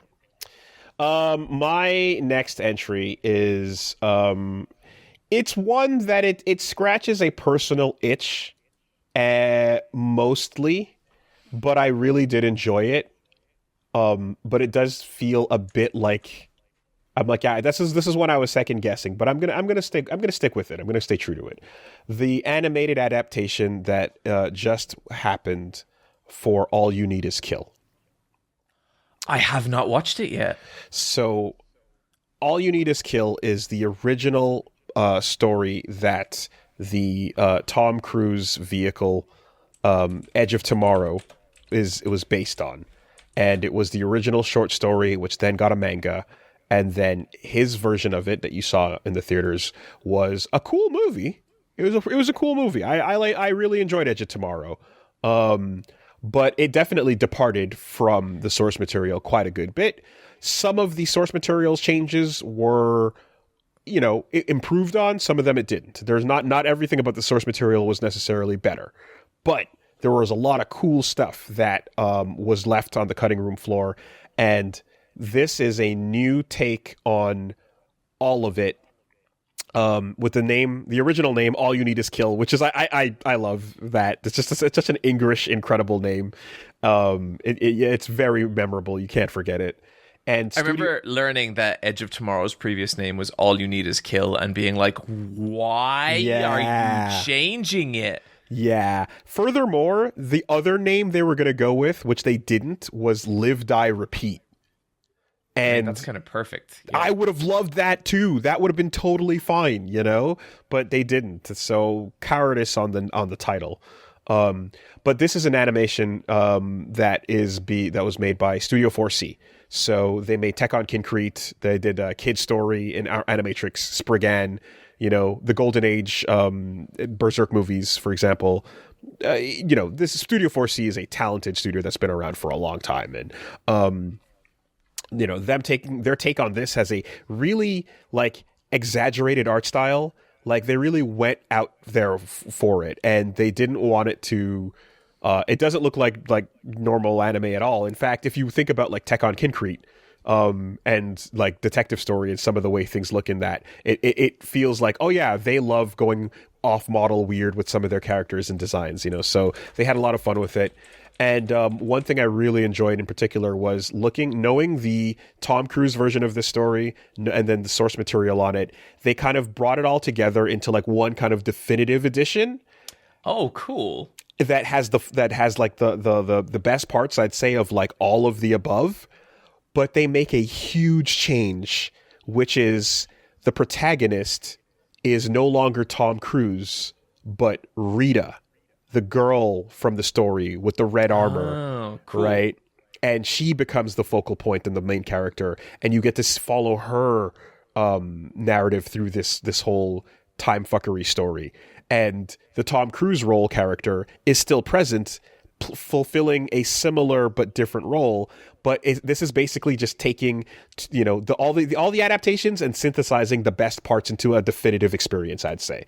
And if you can get on board with the crazy art style, I think this is the best version of it. And it scratches that itch where you're like, okay, if you see this or recommend this to people, this can be the one. And you can be like, all right, this is the best version of this story, Mm-hmm.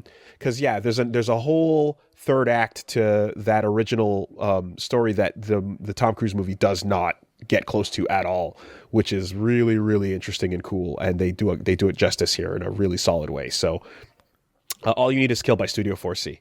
Loved it. That looks awesome. I cannot wait to check that out.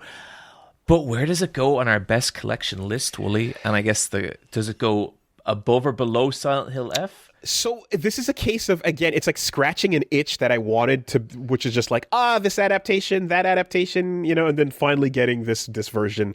It's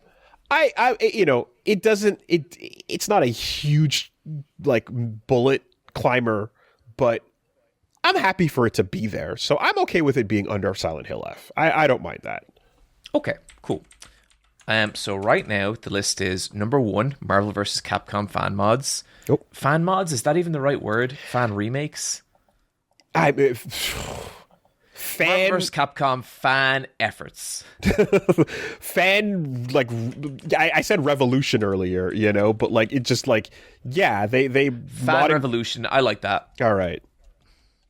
Silent Hill F number 2. All You Need Is Kill number 3. That is a strong ass list already. All right. All right. So that's I'm okay with that. Okay, cool. Next up, The Naked Gun. Yeah.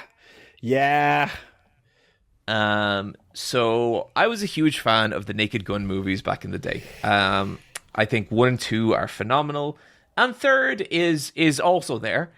And when I heard that they were doing a new Naked Gun movie and that it was starring Liam Neeson, I was very skeptical because they do not make movies like that anymore. And then I saw the poster, and the poster has been designed to make it look like it's AI. Have you seen this poster? I don't think I saw the poster for it. Hang on, let me grab it.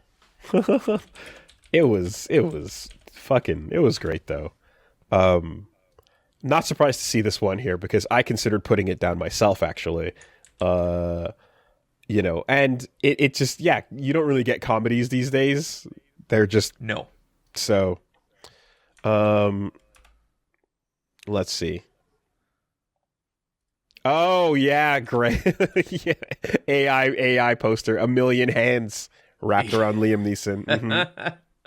Mm-hmm. And so then, like, I saw the trailer, and it's like that trailer where he's talking to his dad, Frank Drebin. Yeah. And then, like, he kind of gets up, and there's another guy in the cop station talking to his dead cop dad, who's also framed. From and the then you old see movies. like you see an entire hallway of people. But then it goes to O.J. Simpson, and the guy talking to this kind of just looks at the camera and just goes, "No." That's the part of the trailer where I was like, okay, all right. Okay, all right. You got me. You got me. So then I went to see the film, and what played out was, okay, I think that the second half is not as strong as the first half. Mm-hmm. For that first half, I thought they were hitting me with about what felt like 12 jokes a minute. Yeah. And I was laughing at half of them, which is insane. Yeah. It never stops swinging. It never stops swinging, and at worst, it'll have the occasional soft blow. It's so rare that it misses. And it's such weird humor as well. There's an amazing bit where Liam Neeson gets angry that Pamela Anderson has plugged out his DVR and that he's lost all his Buffy episodes. Yeah. And he goes on like this 30-second extended rant about all the Buffy episodes he's lost. It's really sincere, and there's not a joke. It's just Liam Neeson loves watching Buffy, and it's so good. Or just like when he goes to the bar and it's like, Drebin, do you remember me? And he's like, no, should I? And it's like, you shot my brother. It's like, that could be hundreds of people in the back. Okay, dozens. While he was running away. A couple. He was white. Alex! Hey! And like Liam Neeson has incredible deadpan comedy in it. Like he is brilliant. But shout outs to Pam Anderson as well. Yeah. Like, I thought she was fucking brilliant in this. No, she did incredible, and it's so cute too that they're like a couple now as well. Yeah. After just working, like what an unlikely random pairing. But I think.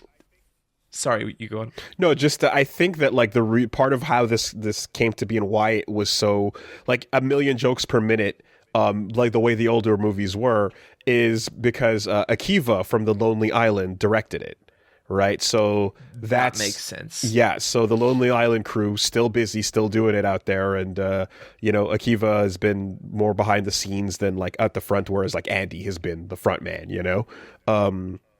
But no, that's a big part of it, and like they're hilarious, and I know, and yeah, I think I had a weird effect, and while I was watching this too, because they're swinging like for again like 10 jokes a minute, and one might land, but that's kind of how it was as well, and like that's a great average when you're doing this full length thing, and especially like the ones that land like hard. They're great. They're great. The weird part was that I was watching this, basically me and Punch Mom alone in a theater.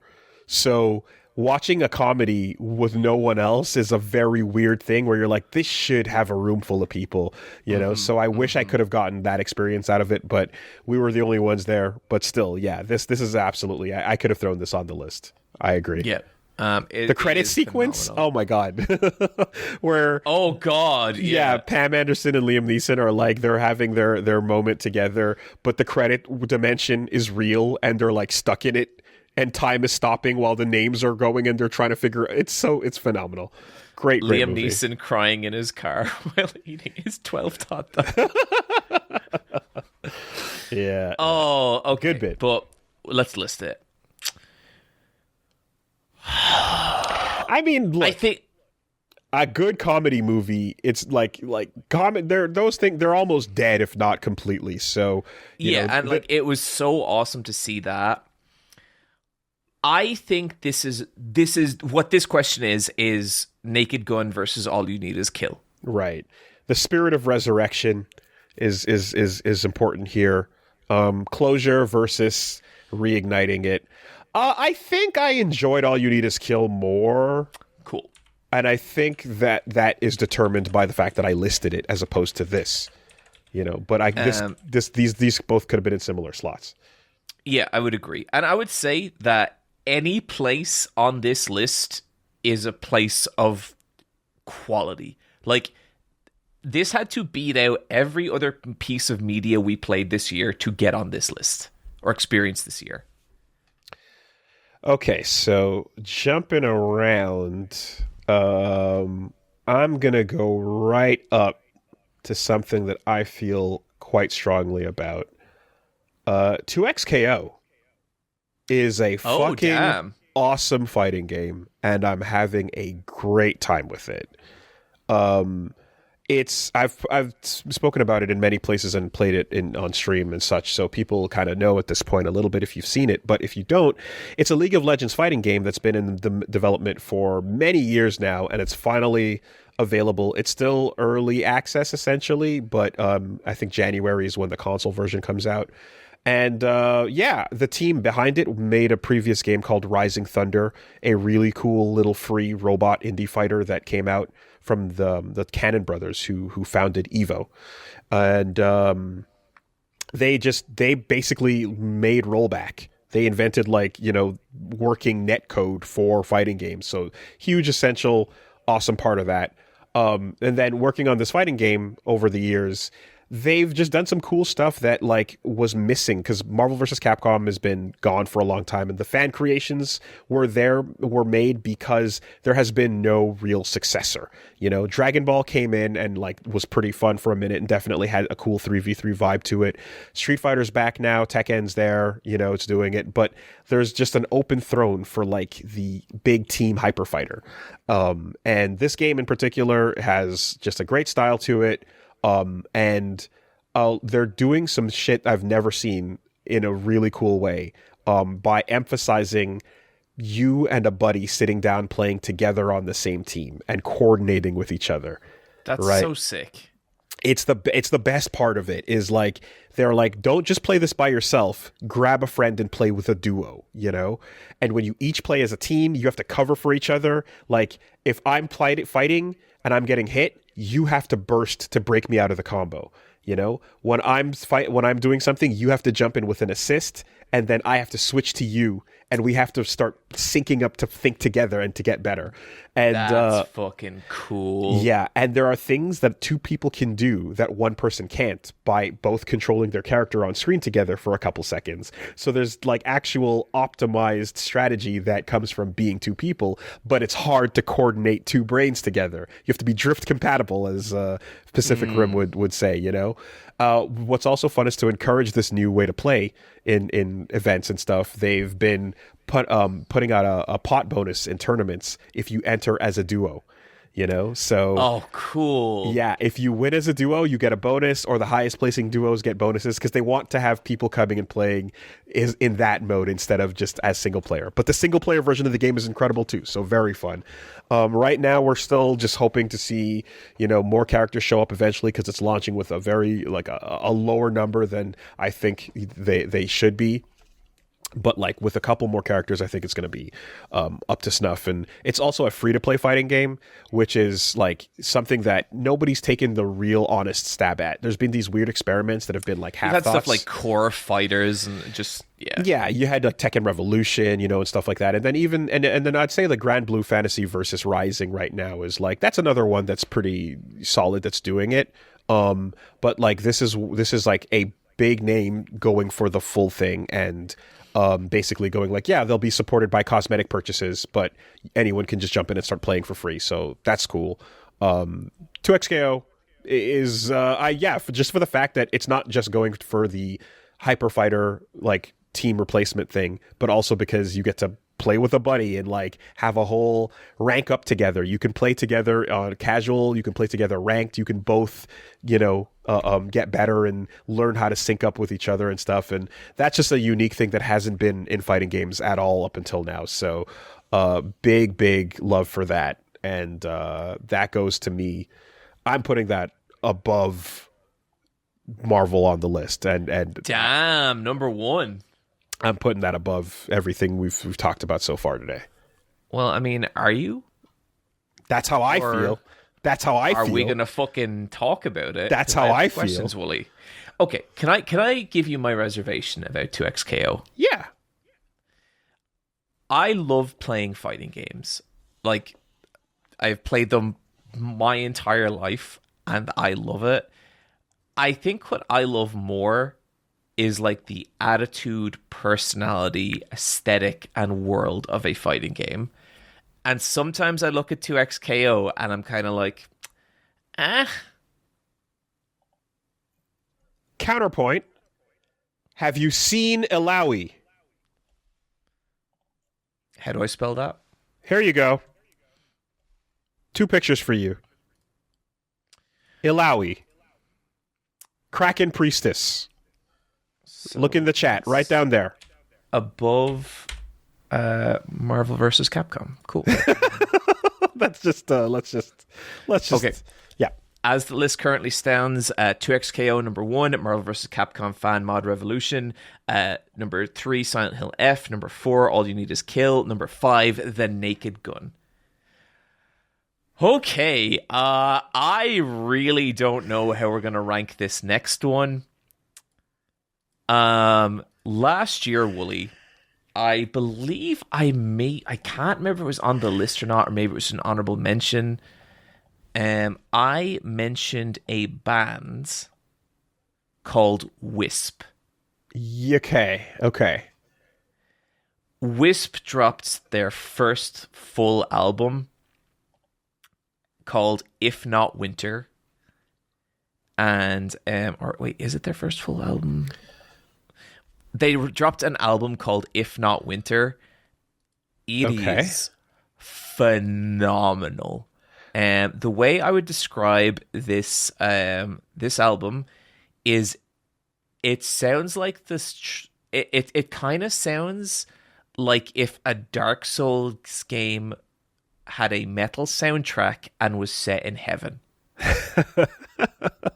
Okay. And their first track, it is my favorite album of the year. Like if people want just like a brief preview of it, check out the first track called Sword. Fucking phenomenal song. I will be listening to this album for a long time. I don't listen to as much albums as I'd like. Yeah. This reminds me of why they fucking rule. Like it genuinely makes me want to listen to more albums, because when you get that full 12 track flow, it does put you in a space that you can't really get with a single song. I mean, I was going to ask you what the genre was, but I think your description just now fills that that criteria, actually. Yeah. It's really hard metal. Well, but coupled with the softest vocals you've ever heard. And it's just it's this real juxtaposition of very sweet but quite brutal in places as well, and it's a gorgeous sound. Okay. WISP. Specifically this album. WISP, If Not Winter. Okay. And I would also say the music videos are so sick as well. Okay. Well, let me just link you the music here. Okay.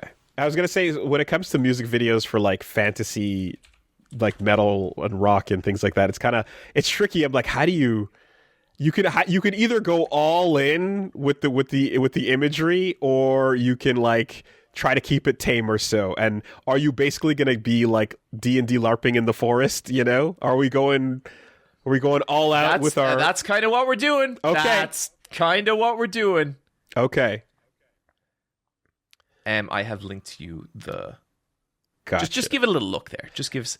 Okay, first comment on the video: From Software approves. Okay.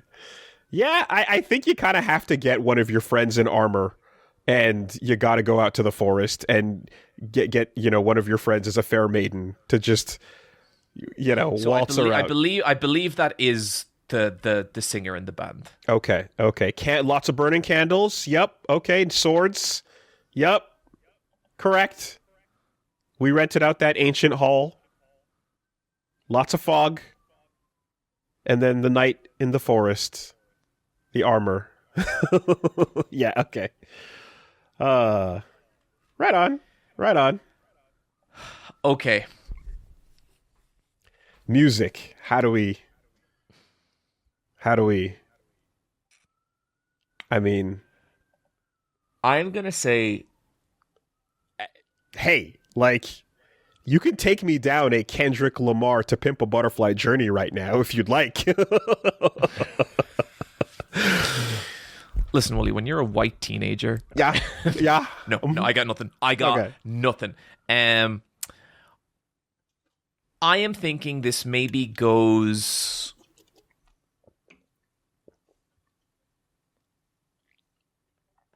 I'm sensing the passion for 2XKO. So I don't think it goes above that. I personally would put it above Marvel vs. Capcom. Okay. So at number 2, high. Now when do you listen to this album? What context are you playing it in? Is it out and about? Is it during the sweat? No, I turn off the lights and I lie on my carpet and look at this. Okay, naps the blook. Just on the got it. Yep. And to anyone listening to this, that is the only acceptable way to listen to this. Gotcha. Okay. Yeah. my next entry is one that we have discussed extensively, so we don't really need to fully go through it again. However, a simple reminder that 2025 was the year that we got to watch Superman. Also on my list. Yep. That was a great movie. It was phenomenal. James Gunn's I would also say new take. You know, I liked that we got to watch this one together, Woolie, because we nice. do not get to we do not get to share physical space very often, and it was really nice to both of us go in fresh to this thing and be like, okay, Gunn, what do you got? Yeah. Have you seen the trailer for Supergirl or the teaser? Have. Yeah, so that energy is coming through again. I mean, just a bullet point reminder, you know, like the things we loved. Empathy is punk rock. It's just, that was a hard line philosophy that like this movie carried through, and it was like, we don't need to feel embarrassed about being like genuinely empathetic, you know, and yeah, it doesn't have to be edge. It doesn't have to be, you know, the dark core. It can be being a genuinely good person. You know? It doesn't have to be irony either. It doesn't have to be ironic. Yep. Yeah. Crypto's a bad dog. I deeply love this movie, and I would say it might be my favorite movie I watched this year. And it hit me at just the right time, and genuinely kind of profoundly moved me. I still can't believe I'm saying that about a Superman movie. Yep. This film appeared when I needed it, and it was awesome. It was a beautiful, beautiful movie. I took my parents to go see it. I think it's incredibly funny. I think it's really just, I loved this movie. And like, while it's hitting all these notes, it's also doing it in a way that is different from what came before. It manages to be a different Superman, a different Lex from what we've gotten before, and like a really good, annoying Silicon Valley Lex, you know? And while also being unapologetic about just going like, yeah, I said it, but like, it's Schmizrael and Palestine. It's like, it's ridiculously just clear cut about the current state of affairs and being like, yo, what the fuck is wrong with us? Like, what is happening, you know? Being very clear messaged about a lot of that stuff is awesome. And you don't, going into a superhero movie necessarily, I'm not sitting down expecting that, but when you hit that point and then you hit all the other things we mentioned, I'm like, that is, yeah, it's the highest movie on my list this year as well. Like, it was just great. It was great. Yeah. I adored it. Okay, this is technically your pick. Where are you thinking? I mean, for me, it's up there for sure. For me, it sits, in fact, just below 2XKO in my feeling. I am going to disagree with that and say I think it belongs above 2XKO. Okay. Now the thing is, I guess so. Here's where we're at is like, you know, a movie is a single serving 2 hour or so experience that can be we can not still single serving. You can rewatch them, of course, is what I mean to say. But I don't know. I have a hard time weighing things that are meant to be experienced over and over again, like a fighting game is, against like a single strong point of narrative. It's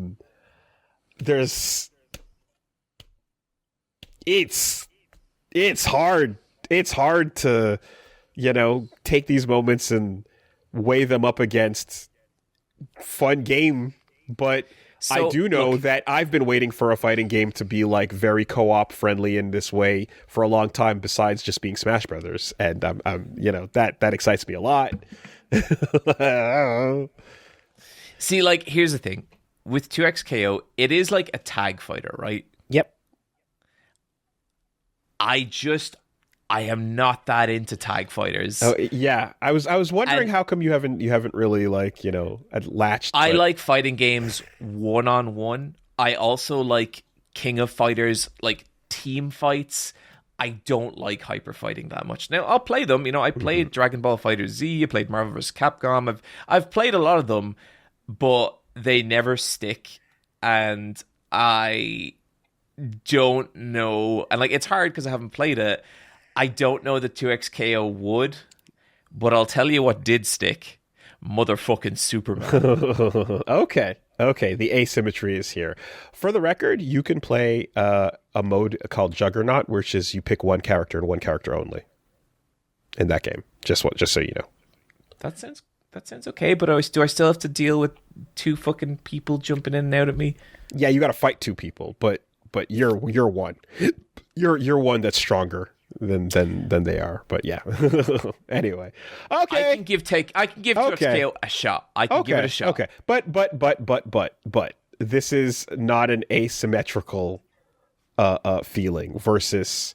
This is an asymmetrical feeling versus Superman, which we both adored. So, and I think that's got to count for something, right? Unfortunately, I guess. Fine.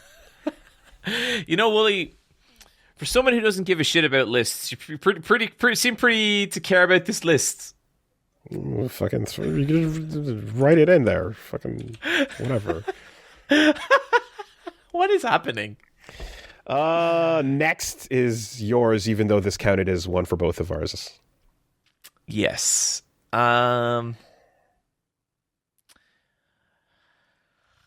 Speaking of asymmetry,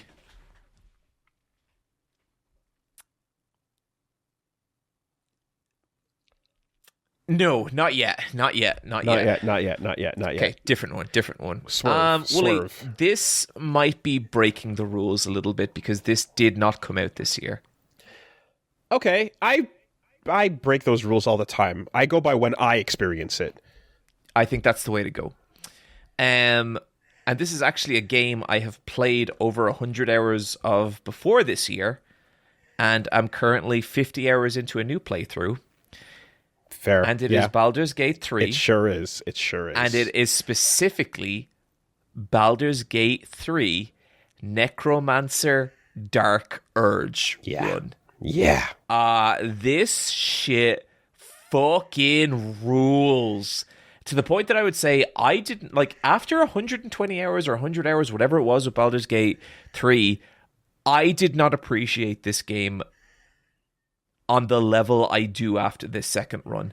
This is one of the most replayable games of all time. Mm-hmm. I was doing a private coaching lesson in Jiu-Jitsu today, and my coach and me got talking about Baldur's Gate 3. Mm-hmm. So when I played it first, I played Warrior, because I generally play like Warrior, like Monk, like kind of melee-based class. Mm-hmm. And, it was okay. It was fine.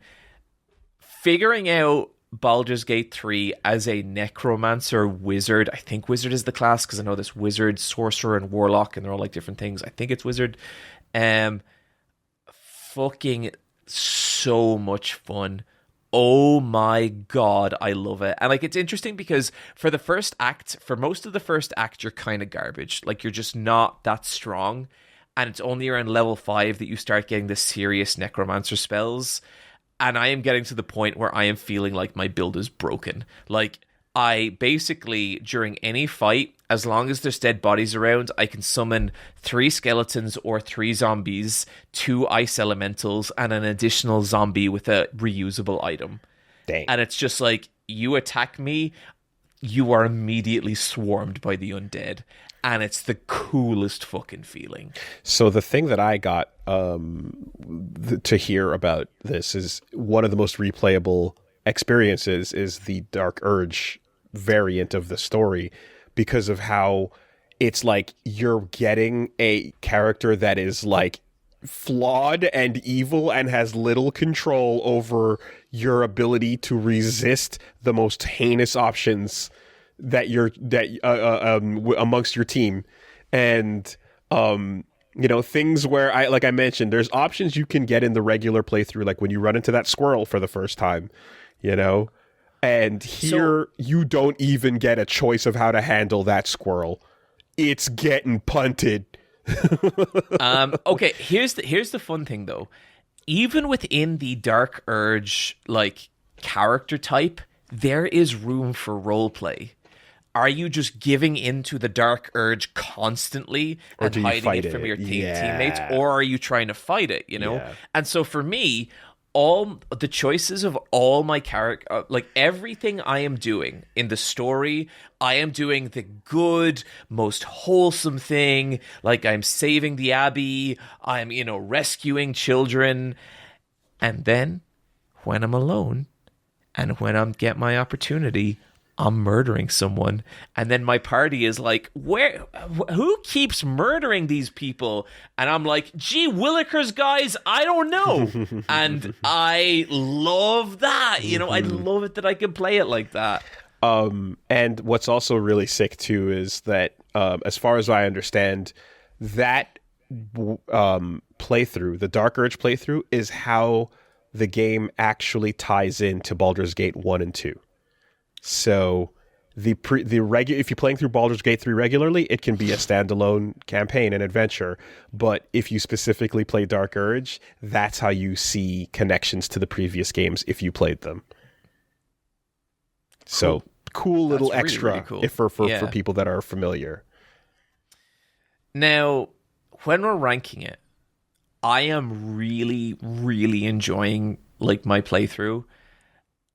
I do think maybe it gets dinged a couple of points because I have already played it through. Okay. We have talked about it like pretty extensively. And, it's not a new experience. Mm-hmm. And like, I am really, really enjoying it. Like I'm so thrilled with all the effort and work that's gone into it. But it's not like new. And so like, while I'm fine with it being on the list, I do think there has to be a little weight towards new things, right? Yeah, I can see that. I could also see if you feel like dinging it for every time the CEO of Larian opens their mouth, if they say a couple things that, yeah. Luckily they haven't.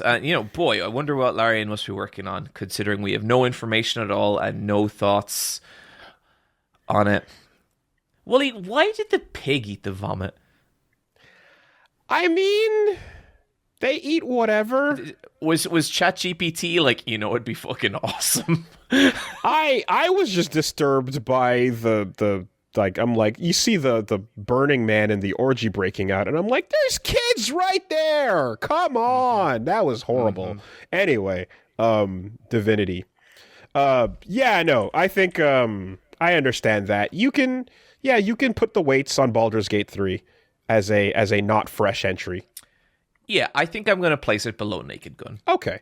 I mean, yeah, again, technically the Substance came out last year at the end of the year or so, and I just watched it, a bit later, so. Yeah. No problems there. All right, moving I do not have along. to say that if we were talking about fresh Baldur's Gate 3, that it would be rocketing up this list. But no, look, we've talked about it before. It may have even been in the previous Best Collection. Yeah. Next, I'm going to bring up just a little fun, off the side little game here. Ninja Gaiden RAGEBOUND. Oh, damn. Cool. Yeah, I don't know if you got a chance to check that out at all, but I have indeed. I really liked it. I loved that it was a solid pixel platformer 2D that is fully reminiscent of old Ninja Gaiden games. It's got the difficulty, it's got the bullshit of enemies off screen coming at you in annoying patterns, but it gives you some modern stylish contrivances and defense options for dealing with bouncing off of enemies and bullet patterns, charging your like instant kill slashes, and then a really cool system for having two characters that you're using together, but not tagging back and forth between them, but like a different set of skills with Kenji and Kumori. Something I really, really enjoy in games like this as well is how after you do a run through and you play it fairly normally, you see a list of like achievements that you can go back and get a better ranking for, and little things it asks you to do where you're like, oh wait, I can do that? You can beat this boss in this way, this quickly, doing a different strategy entirely, and it gives you a little like, yeah, go take a crack at that, you know. And if you can figure out the strategy, you can just like get a seamless run through and just S rank these stages. So the grading system in it as well makes it like really fun for the replay. And yeah, it you know, in a time too where like this came out and then Shinobi came out at the same time as a different ninja game. This was my preferred experience between the two. So that was an interesting one for me because I played both and immediately was like, oh, I like Shinobi way better.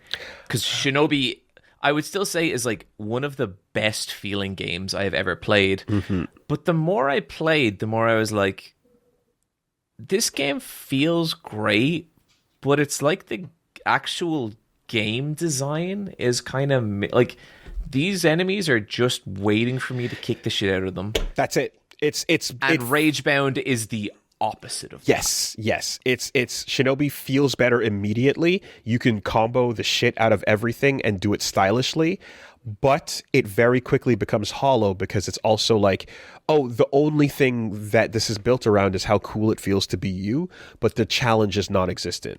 Nothing's really coming at you or attacking, and you can just style as hard as you want in a fairly, you know, you have a map that kind of opens out and stuff, but it was okay. It was okay, you know, and I loved the Strider 2017 maybe, or no, older, I don't know, whenever that came out, but it was a really cool, you know, open Metroidvania style game back in the day.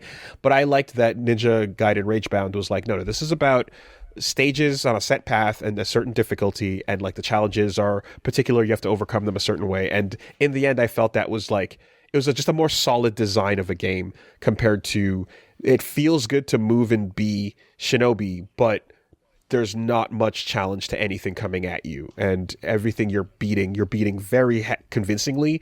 So it's kind of the same, whether it's a high level enemy or a low level enemy. There's a couple of slight differences, but for the most part, you know, and there's a couple of small oversights too, where like I put a few hours in, and I unlocked a couple things, and I saw there's bits where it's like your kit gets better in certain ways where sometimes you're like, oh, I don't want that upgrade.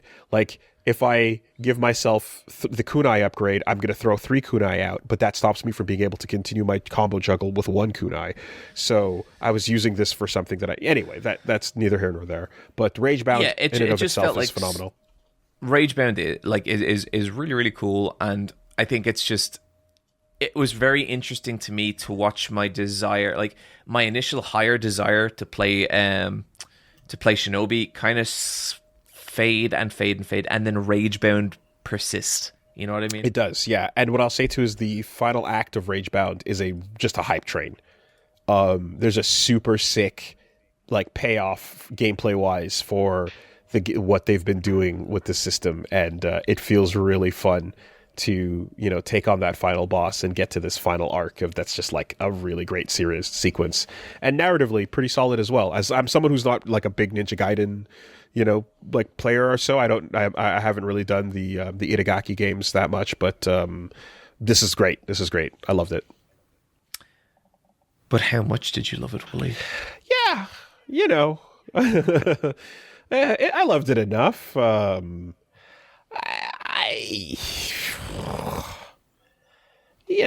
I'm not gonna swing super hard for it, so, you know, not as much as I felt you might have loved Silent Hill F, but I personally enjoyed it more than the Naked Gun, if I have to put those two experiences against each other. But you know, it could also sit down there. Like, it's not a big. I think I'm pretty cool with it being anywhere between Silent Hill F and the Naked Gun. So we're kind of talking like the lower half of the list. All right, so let's put it right under All You Need Is Kill. That feels good. Yeah, and I don't know if you tried. Did you try any of the like bonus levels? I did not. Okay, because there's bonus levels, and then there's sections where you trade off and play as Kumori to like platform and do these advanced sequences. Yeah, those I did. Okay, yeah. So you get like more longer and cool versions of those, and you get these really cool challenges to the difficulty that are like just great for replay. So fun stuff there. Yeah. Okay. Next up.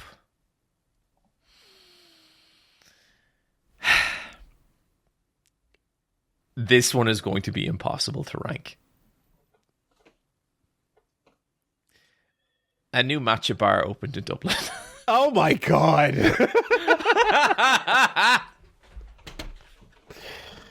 Yeah, sure. Tell me about the experience. Like, what am I supposed to say? Like, Jesus. Okay. All right. What's it called? So, it's called Matcha Bar. Oh, okay. Okay. And I went in, and there was 3 Japanese women behind the counter, all in like kind of traditional Japanese cooking gear. And I ordered a matcha and a slice of matcha cake. And I watched them prepare the matcha and immediately realized that I don't think I have ever had true matcha in my entire fucking life. Huh. I was brought here by a friend who I told I'm not a big fan of matcha. It just always tastes a bit earthy and grassy to me in a way that's just not very pleasant. It's kind of what it's going for, yeah. Yeah. I took a sip of this drink, immediately had my mind changed. It was like, oh, I've only been experiencing things imitating this flavor. This flavor is like legit, like what it's meant to be. I could see how every other matcha I had in that moment became a pretender. Interesting. Okay. So when you even saying the word matcha bar and even saying the word a new matcha bar implies a normality to this concept that I'm already unfamiliar with, because matcha to me is a flavor that is on a list of other flavors, and you pick it out when you're feeling like something green and earthy tasting, you know? But that is what it was to me up until this visit. Okay. But I want to talk about this fucking matcha cake, okay? So basically what this was, Woolie, it was kind of like, imagine like very thin, nearly like crepe material. Okay. Layered on top of each other with matcha in between each layer. Okay. Like foamy matcha? Or? Kind of a little foamy, a little syrupy. Okay. And I scooped a little bit up with my fork. I put it in my mouth. And I was immediately like, this is the best piece of food I have put in my mouth this year. Okay. Although I say that, a possible exception is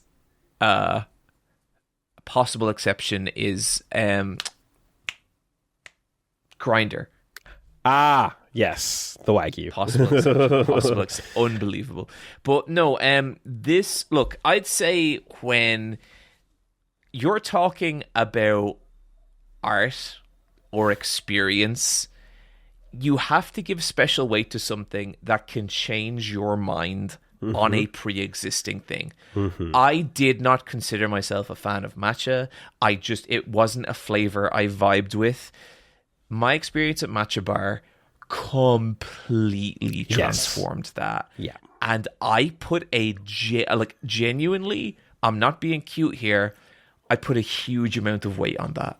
Like, I want to go back so badly, and I want to have that cake again, because it was, like, if we're talking about experiences, one of the best experiences I had this year. That sentence ended differently from my thought, because I thought you were just saying, I put a huge amount of weight on. And didn't end the sentence there. Not yet. Not yet. Okay. So in my list making, I had a cheesecake on the list that I eventually did decide to cut simply because it's not a fresh new experience I've had, but I really that apple crumble cheesecake.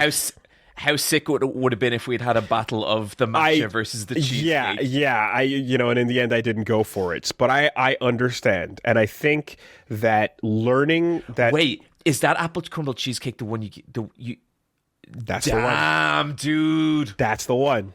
You had some. You had some. Yes, I did. And that was a fine slice of cake. So something that expands your horizons in a way where you were like, you did not know how wrong you were about this flavor, I think is an educational experience that improves your year in a significant way. Also say, Woolie, do you know what we call something that expands your horizons? Mm-hmm. A 7. Wow. Yeah. Okay. This is one. You've hit one. I've hit one. I found a 7 this year. Okay. So this is the type of thing that going forward, you will look at all matcha differently and consider it potentially. I'll do you one better. All dessert. God damn. From one matcha bar, huh? Okay. Mm-hmm. How are they preparing this? Like that is, yeah. You know. That is a question beyond my pay grade. And is it so? Besides tea, cake, is it like a plethora of different types of flavored? It's all matcha. Yeah, this place does one thing, and it's matcha, and they do a few different variants of matcha. It's all matcha, and there's a reason for that. Okay. Yeah, I'm sometimes I'm in the mood for it, but I don't mind it at all, like I tend to go for other flavors, but yeah, it's always been all right, but this, I like a 7 is, for anyone who doesn't know, that's John's personal criteria for peak. I rate things on a scale of 1 to 7. I refuse to explain why right now. You can seek those answers out elsewhere. 7 is the best an experience can be. 7 is something that genuinely opens you up to a broader understanding of said type of experience. That's as high a praise as one can get. So I take it then that the matcha bar was a bigger deal than Superman was.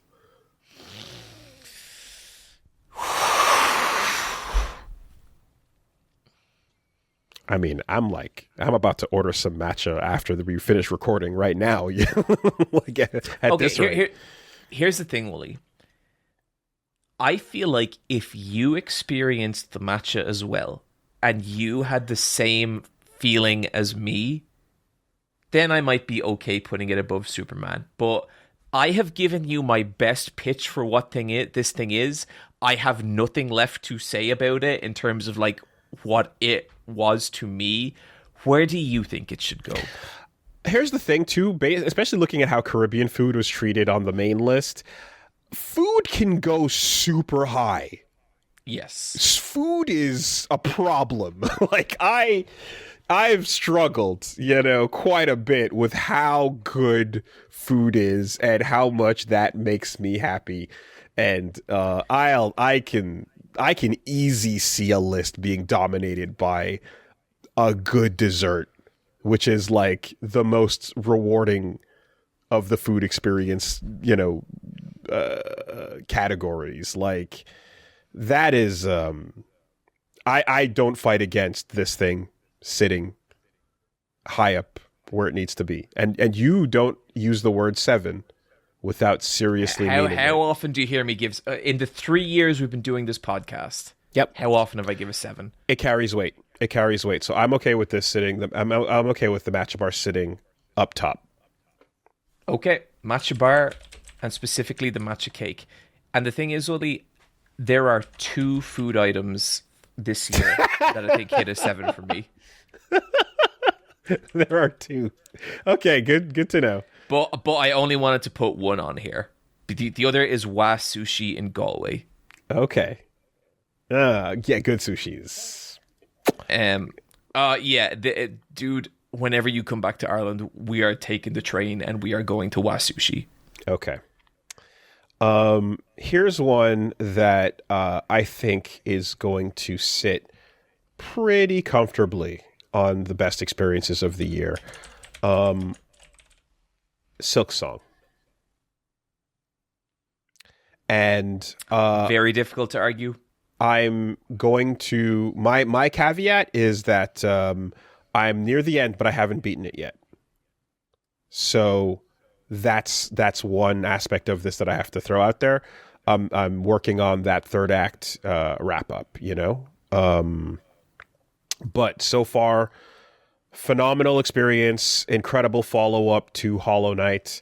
You know, all patience and memes aside, it's just been a blast of a giant map to fill out and explore, charming characters, and when it's at its best, when it's at its worst, it is grinding you in a ridiculous way, like getting through Bile Haven and Bile Water and the Gauntlet and Grohl the Great and just everything about that entire area where you're like, no map, no mercy, go fuck yourself. And you're just like, oh my God, this is too much. But here it is. But then it's at its peaks when you're like having fights like the first Sinner. And to me, that is all cylinders firing at max capacity. Like that, the speed of that fight, the way it flows when you are doing, I've said it many times, but when you're doing the Dragon Ball anime battle, but you're manually in control of this teleporting and tracking and keeping up, when you're the one doing it, nothing feels better. It's insanely rewarding. And good movement in an action game it's rarer and rarer to come by. So that particular fight and some of the best fights are bosses in this game that are like you know, they're kind of you-sized and you guys are just moving and having a sick duel and it's at high speeds, they're teleporting, you're trying to anticipate where they're going to be, they'll appear above you and like you got to react quickly, jumping out of the way, your positioning needs to be perfect and you're using your skills to deflect, parry, silk, all of that stuff. Rend, you know, it's so much fun to just work on that aspect. Good movement and keeping up with the high speed. Keep that in mind for the future, by the way. Keep that in note. Like I am a absolute junkie for when things flow like that. So yeah, and I think like a game like Silksong to me is the absolute antithesis of like kind of a lot of modern day suck to target shit. Like I hate suck to target. As in like you don't have to do the work yourself. Oh, hey, you didn't position yourself correctly. Don't worry about it. We're just going to snap you in. Yeah. I hate it so much. Yep. And Silksong to me, it's like, oh, looks like you were off by a pixel. Get fucking punished. Imagine playing an entire fighting game where that exact feeling keeps happening. That's what Tokon was, by the way. Really? I did not know that. Oh shit, we have not talked about Tokon. Seriously? Not much to say for now. It's got to go back in the oven. Not much. That sucks because it looks nice. It looks very pretty, and Arxis is cool, but it's got to go back in the oven. We you know. No. Like I'm all for fighting games being more accessible. Suck to target is where like I draw the line because now we're just killing shit. So with Silksong, I also like so there's challenges that presented themselves towards the end of Hollow Knight, where it's like, yo, get good, etc. You know, like lock in, and you know, I feel like they kind of matched that energy with like Act 1, for example. Like the Last Judge is a great, like, you need to seriously sit up and fight this boss on its terms, and when you get beyond it, you can breathe. But it is a proper challenge of the mechanics. What's there's the spider from Act 1? What's her name? It's not Silk. It's no. I know exactly who you're talking about with the organ. Loved that amazing boss fight. So good. And I love how, you know, even in little things like a Phantom, I believe. The even in little things like the Savage Beast flies this ridiculous fight and it's madness. But then the clockwork dancers are way easier, but beautiful. It's just, and then the also the narrative, the Green Prince, these little moments are just so cool. I like that it's like, hey, this move set you don't like, if you don't want this dive kick, switch to another kind, find your favorite, I didn't expect things to. So because the original Hollow Knight had a series of charms you put in, and you have a whole bunch of different skills they reward you with, and you can build out how you want to play by sticking the charms in. And Hollow Knight was more restrictive about its charms, so I was thinking that it was very restrictive. So I was thinking that like, oh, this would not, work out this way, but it was like, yeah, here you're getting tons of freedom to do way more than I thought you could. And in fact, by putting different categories, you can have a build that's like, you get less navigational tools, but now you have way more weapons, and in the end, still got to go finish it off, but Silksong goes up on this list for me. Silksong's a no-brainer. I played about 20 hours, and I was like, this rules. I kind of need to go play other stuff now, but I had a great time with it. I may go back to it at some point. Okay. I'm thoroughly enjoying that as an experience that we've been waiting on for a very long time. To me, that's above 2XKO. Above 2XKO, below Superman? Yep. Feels like a good place for it. Okay, let's give people a little recap here. Right now. So, I'm just going to move these up. So right now, at number 11, Baldur's Gate 3 Dark Urge. Number 10, The Naked Gun. Number 9, Ninja Gaiden Ragebound. Number 8, All You Need Is Kill. Number 7, Silent Hill F. Number 6, Marvel vs. Capcom Fan Mod Revolution. Number 5, WISP's If Not Winter. Number 4, 2XKO. Number 3, Silksong. Number 2, Superman. Number 1, Matcha Bar, The Matcha Cake. So we're just over halfway through here. Was Silksong on your list as well? It was not. Okay. It probably could have made an honorable mention, but honestly, I knew it would be on your list. Fair enough. Okay. My next pick is also something that we've been waiting for a very long time, and like Silksong, was also as miraculously good as you would hope it would be. But that's about all they have in common. It's new, Panty, and Stocking. Oh, yeah. Is it good? It fucking rules. It has not lost a step. If anything is different about it, I would say it maybe has slightly more production value. Okay. But everything, like the dub voice actors are different. I personally really like the new dub voice actors. Some people blah, blah, blah, blah, blah. But like, I think this is one of them. Like, Panty and Stocking is one of those things where I put it in the category of like aesthetically perfect. Like, it looks so fucking beautiful constantly. Like, it's that like Cartoon Network style pushed to the absolute extreme. And every episode, they're trying to do something weird and crazy and strange. There's one episode, and it's about Stocking being a barbarian, but like a Conan style barbarian, and it's completely silent, and it's about her going on a quest. Another episode, another episode takes place in like a 70s comic book, and the art style transforms, and it's like it introduces a bunch of new characters, and they're all fucking great, and it just looks so beautiful constantly. I put on this show, and I'm like, I am just mildly euphoric while watching it. It's like, I love this so much. And like, I will say, the humor doesn't always land with me. Like, Panty and Stocking's comedy isn't always my thing. I don't care, because it just looks so good. And it's so weird and singular and its own thing. I know.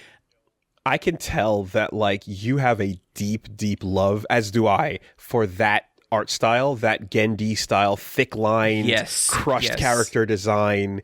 angles where there's angles, bold use of color. And I genuinely, I do not say this lightly, I don't know that anything does it better than new Panty and Stocking. Wow. It is just, like, every outfit, every, like, camera shot, like, it is so beautiful. And my favorite character in Panty and Stocking is Nisox. I really like Nisox. And Scanty and Nisox get so much play in this season. They now live with Panty and Stocking, and it's like the four of them. Yeah, I if I'm not mistaken, okay.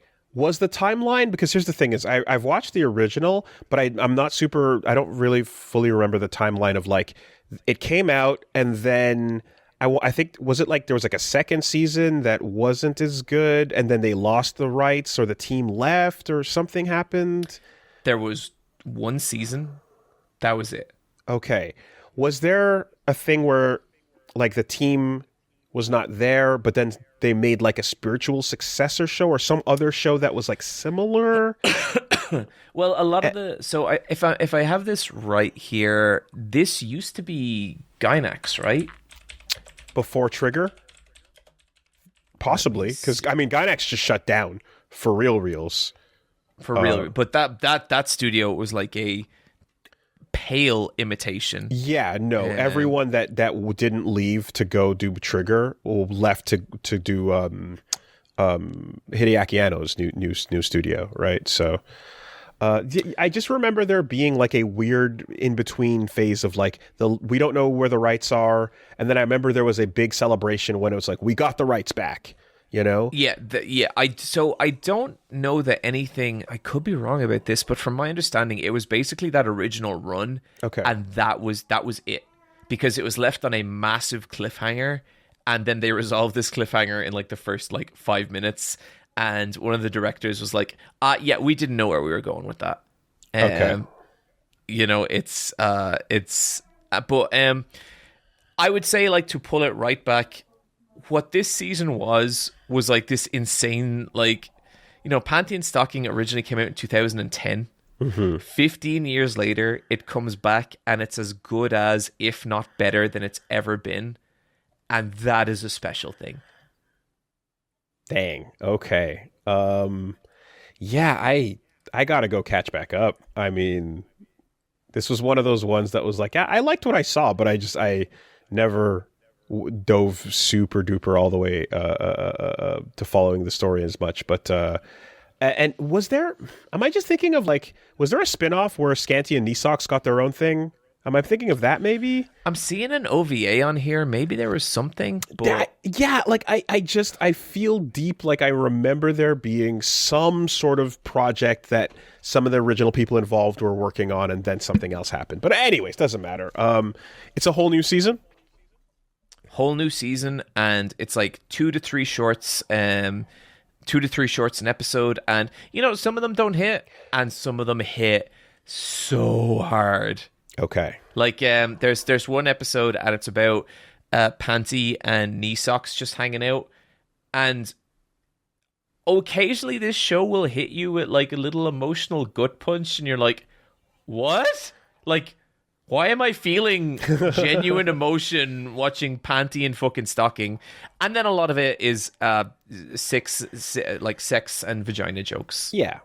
I guess, like, it's nice to hear this is the case, especially after discovering last MagFest that while I wasn't paying attention, FLCL came back and made everybody depressed. Oh, FLCL's been back for a minute, and... Yeah. So the fact that we don't talk about it... I watched the first episode. Don't. Oh my god. So that's it. This is cool. How so cool? I'm gonna say, I think that for me, this goes dead center in the list, below Marvel vs. Capcom, above Silent Hill F. Okay. New Panty and Stocking with Garter Belt. And Garter Belt is in it a lot. He's very funny. He doesn't have the racist lips anymore. Okay. Yeah, And look, good to know. what I will say, Good to know. if the fucking staff of Panty and Stocking can look at that and be like, you know what, it's a little weird, let's change it, then anyone can. Anything okay? can happen. Yep. Oh boy. But yeah, I love it. I love it so much. Okay. Next on my experiences, yeah, I mean, this is one that, again, if we're getting personal, you know, like, I don't know, if we get down to business here, but getting my sleeve tattoos this year is a big life check mark that I'm happy to have crossed.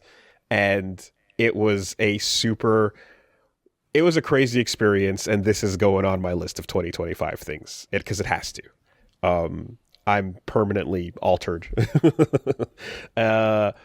Yeah, I've wanted tattoos my whole life, and it took me a while before, well, you know, I mean, I thought they looked cool forever, but it took me a while before, well, one, I was like, you know, I'm like, am I going to hell? You know, first of all, and then when I was past that phase, then it was like, okay, what are we doing? And then I was like, okay, you can't just, what if the thing you think is cool, you know, you stop feeling it's cool? How do you know you want to keep that, you know? And you experience media, and there's a whole journey to where you land on. But I think, you know, my first tattoo was my full back.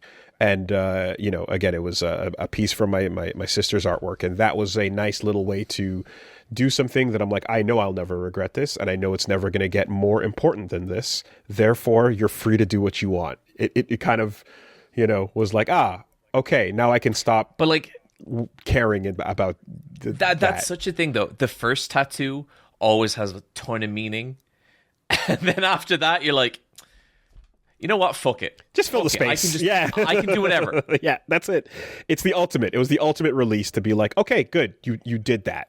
And it was really hard, and I went over my spine in the process, and we got here, you know?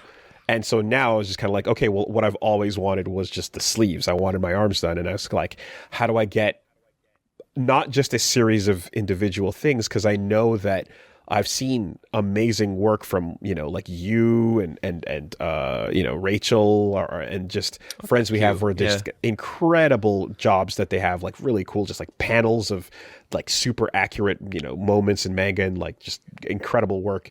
But I kind of was like, I want a single coordinated piece, because whenever I see people with those, I just admire it so much. You know, I think it's so phenomenal that it comes together, not accidentally, but like not as a collage, but as a, you know, from day one, this was all considered. And even if that wasn't the actual reality of it. So trying to reach out to different artists, it's been a difficult journey to find somebody that that I trust, that can do this, that is familiar working with darker skin, that's also going to be able to pull out. Oh yeah, I never even considered that. Not everyone's used to that. And even if for those that are, you want to do stuff that is high contrast, that doesn't just blend into too many grays, because... Well, what's the line where someone's like, I'm just not familiar with working with dark skin? At what point are you like, why not?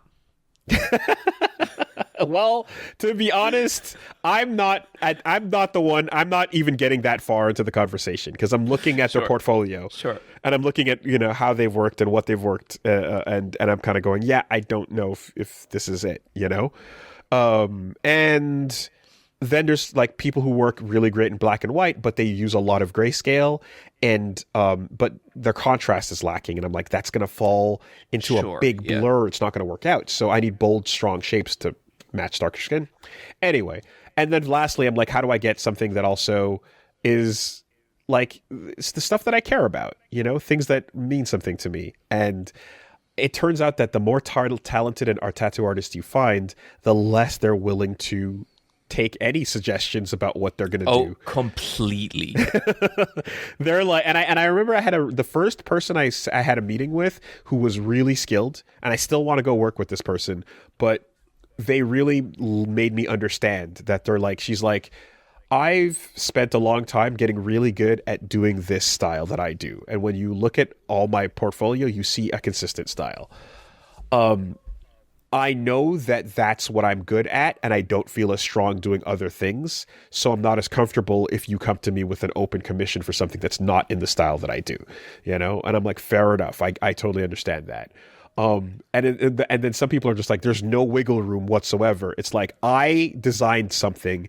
You can have this one I designed if you want, but otherwise, tough shit, you know? And it's like, but it's permanent, you know? Yeah, so... Have I ever told you about the approach of Andre in Sanctorium Tattoo, who is he's the one who's done my snake, my crow, and my wolf skull. I have like 3 different pieces from him. Okay. I tell him what I want, and I show up on the morning, and he has it drawn, and that's it. Yeah. He will make very minor adjustments, but that's it. Yeah. Like, that is how we are doing it. And I am fine with that. So when I got on my forearms, like for all of that, I remember I was kind of like, okay, wait, so can we plan it out at all? And it was like, yeah, we can a bit. And we kind of grabbed a Sharpie and just did a couple of things and was like a little like this, a little like that. But it's all like on the day, you know? And so when I went into him for my snake tattoo, he was like, I don't really want to plan this one out. I think I just kind of want to do it. And so he fucking starts drawing this. Oh my God. With a Sharpie. Oh my God. Sharpie. Yeah. Sharpie on the skin. Like, I mean, I adore all my tattoos. Like, I love them all so deeply. And I don't think I even have it in me to regret them. Because, like, they're such a mark of, like, not just you, but like you at that time. Yeah. And what you're describing, where they just start going on the day and you're like, so we're just not planning this, huh? Like, the level of trust you have to have in this person that is going to permanently change you, you know? Like, you have to establish it, like, thoroughly. And I'm glad I did. I'm glad I did, because in the end it was the right call. And I'm kind of like, okay, like, you know who you chose, you know what they do, and you're coming to them because you trust in what they're doing here, you know? Now, the only thing is, like, I'm like, when I want to be like, can we work with this? But, like, I don't want to go, like, fully, hey, this is a piece you have that exists. I'm like, no, I have custom things I want to represent, and they mean something. But at least part of what I have represents spontaneity, and, like, this pattern that I have, like, with this side or so is something that's more just like, this is a spontaneous choice, you know? And I like the reminder of that, like, spontaneity is a part of life too. Sometimes you can make a bold step in a direction where you don't know where it's going to go, and, like, see where that lands you, you know? And I love it. But the journey to, like, this whole thing of, like, okay, so step 1 is, like, I want to get an arcade board of Third Strike converted into, you know, like, a wraparound. And it was like, I had to take my board, I had to talk to artists, and then get technical drawings, and I had to speak to engineers and PCB designers. Damn, dude. And I got a PCB designer to reverse create a blueprint for the Street Fighter 3 arcade board, and then turn that line work into a piece that's for graphic design with another artist I work with. And it was a whole insane process of, like, turning that into one section, you know? And then, then going back and getting the pieces where I have some Legend of the Galactic Heroes, you know, some of my favorite anime, like the moments from that I think are emblematic, and then all the way to, you know, finally finding the right artist to do the shoulder pieces, particularly Disco Elysium and Vagabond, you know, like, watching that full shape top to bottom at the end, I'm like, I can't believe I managed to figure this out, get a bunch of amazingly talented artists on board, sat through the pain, and, like, regret none of it, you know? Like, oh, completely. It's crazy. And like, yeah, I do have to shout out your Vagabond tattoo specifically. Is just, like, all your tattoos rule. Thank you. The Vagabond one is like, what the fuck how? Yeah. I didn't know that could be done. Because I was like, I have vagabond things that I want to pick moment. There's a couple of moments I picked out where I'm like, these are the moments that matter to me, and I just was like, here's one that would be a pipe dream, but there's no way a tattoo gun. You can't do that, can you? And he's like, it's going to take a long time. It's going to be a long day, but I can do it. And it was this, and he's like, I'm here in Montreal for 1 month. He's from Korea.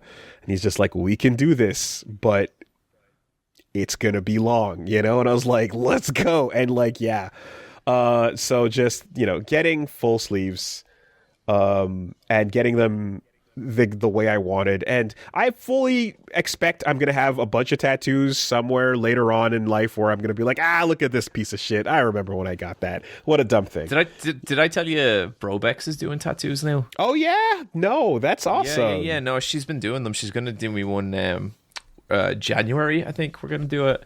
But, that's great. She's been getting into that. But, I guess just it's interesting to me how when someone doesn't have a tattoo, and I used to be like this as well. This isn't like, I'm not saying like people who don't have tattoo, but like they always get hung up on this idea of like, what if you regret it? Yes. Yeah. And to me, like the concept of regretting a tattoo is so like, it doesn't come into it. Like, as soon as I got each tattoo I have, I was just like, this is a part of me now. And regretting this would be like regretting my arm. And like, I love it. And like, with my tattoos as well, they're kind of the tattoos that like an edgy 15-year-old would get. And I love that. Like that's me. That's like, a part of you. Like I know what I am, and like this is who I am. Like I have a stupid fucking snake tattoo on this arm, I have a crow tattoo on this arm, wolf skull here, and like I love them all. So, and some of them really mean something, and some of them mean like really important things to me, and some of them just fucking look cool. Yeah. And it's like that's it. I think part of letting the way part of me let go of the fear of that stuff too was because I was holding on to a lot of that. Like I remember when I first felt this when I was like getting piercings, and I remember after I got them and I was like, oh my god, I like, is this a good idea? Is it And it was like, okay, well, they can heal up. If you don't like them, you can take them up. But I remember I was kind of like, I've been thinking about this for so long. And then I got nervous about it right before doing it. And I'm like, think about how many years you've been envisioning this there. I'm like, yeah, like by the time you're at this point, what is 1 minute of worry over years of like, oh, it'd be so cool. I really want to get that. You know what I mean? I'm just like, no, go, step into it, do it, lean into it. Yeah, and I would say, there is maybe a little advantage to getting it when you're a bit older, like we did, because at that point, like, you know your shit and you know what you like. You do. You know who you are at this point in life. Yes, admittedly, like as somebody who's I'm 40 now. It's like at this point, if you can't handle like, oh no, I got a drawing of a thing. It's like, yeah, man, like you get one of these. You get one shot at this. So. Embrace it. And it's nice to just let go and be like, fuck it. What'll be, it'll be. That's it. So no, shout outs to Fabio Tattoo. Fabio did the geometric black work on my sleeves, and Kado tattooer from Korea did the Vagabond and Shivers art pieces. So big love to them for taking on these huge projects that I did from February till the end of summer. It was big. So how do we rank that? I mean, for me, it's better than media being consumed. So I feel strongly about this permanent change. I feel you've had tattoos and they've reflected on yourself as well. Do you feel that supersedes some media experiences of the year, perhaps? I mean, like, to me, that is the most passionate conversation we've had so far, more so than anything else we've put on this list. Yeah, and I mean, it's unarguably a point of my identity that is I'm going to be answering questions about proudly, till I'm out of here. And I think same goes for you. And what is that if not incredibly meaningful? So I'd be happy to put that right under MATCHA. And, like, genuinely, like, I never think about how my tattoos look to other people. I just love them. Like, I love them, and I think that's it. I think it goes above MATCHA, Woolie. I think it's an experience that we've both shared in, and clearly we both feel a lot about it. Yeah. Let's throw it up there. No, okay. New number 1. I think about them in the sense that I forget they're there sometimes, and then like I'll be like putting on like a short sleeve or something, being like, "Ooh, yo, that's dope! Finally, you finally did it! Yay! Yeah, yay for finally doing it!"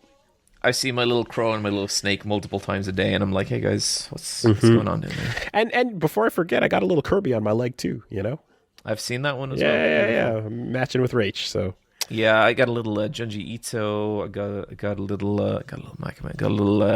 Got some other stuff. Maybe, who knows? Who knows? What's next? Number 1, sick ass tattoos. Okay, we are coming down to it now, Woolie. And you know what, Mom? I don't want to work anywhere that's not going to take me if I have a tattoo.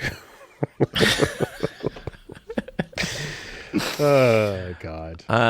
Okay, this one's real simple. It's ABSOLUM.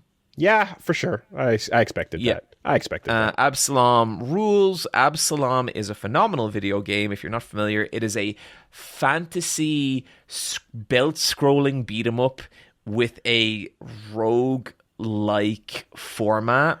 Belt-scrolling is a new descriptor I've never heard. I mean, it's a scrolling beat 'em up. It's sure. And it's everything. Every part of that equation is beautifully thought out and really well crafted.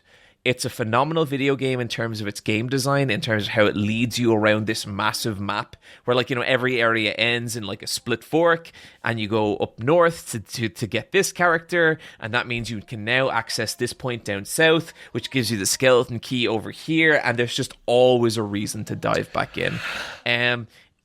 It's also you can completely break the game in the most joyous of ways. When you really stumble into an insane build, it's an amazing feeling, and it controls beautifully. There's an insanely cool parry mechanic. There's a second heavy parry mechanic, and it's just, you have so many defensive options. And sometimes you pick up power-ups, and it's not attack plus 10. It's oh, my character controls differently now. Yeah. This just became a shooting game. Oh, my character just became a grappler. That kind of thing. So, I mean, besides just all the amazing, exciting things you've said about this game before and again now, I really want to give kudos here, because I feel like beat 'em ups in particular it feels like they have an extra long way to climb to be exciting in these days compared to back in the day when it was just Completely. pop a quarter in, and the genre has really struggled to figure out how to evolve. A lot of games just kind of naturally went and became the next evolution of themselves, and character action games to some degree are evolutions of beat 'em ups, but the old X-Men or Final Fight days are very repetitive to a lot of people, and it's hard to convince somebody to sit down and buy that on their own to have an experience that is essentially fighting similar types of enemies and doing similar types of things in a repetitive way. But every once in a while someone came along and tried something interesting with it. I remember Shadows over Mystara, like the D&D beat 'em up was like one of the really fun original ways where you level up and get all these, builds and so on. And even if it was a quarter muncher in the end, there was something interesting about that progression. Seeing that go all the way to River City Girls now and some of the new stuff with Dragon. River City's Girls rules. And the new Double Dragon, Neon in particular and stuff like that. I was just like, okay, yeah, we're seeing how to step into the next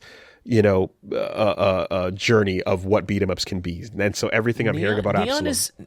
Neon is a weird game to me because for whatever reason that game always stands out in my mind as like new.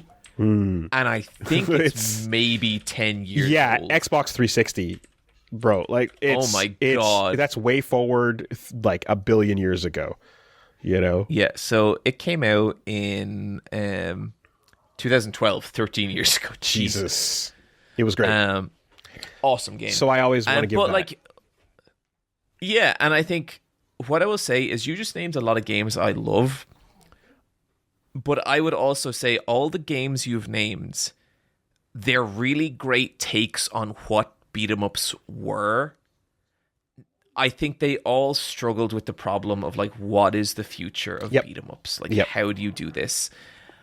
To me, ABSOLUM solves that problem. Awesome. And it's the first thing I've ever been like, oh, this is it.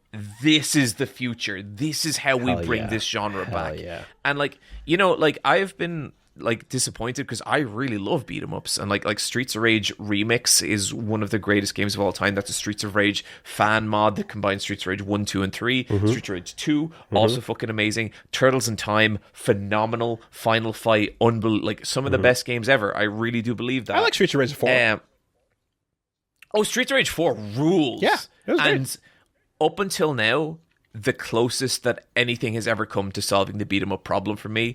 But then there's other stuff like the most recent Turtles fighting game.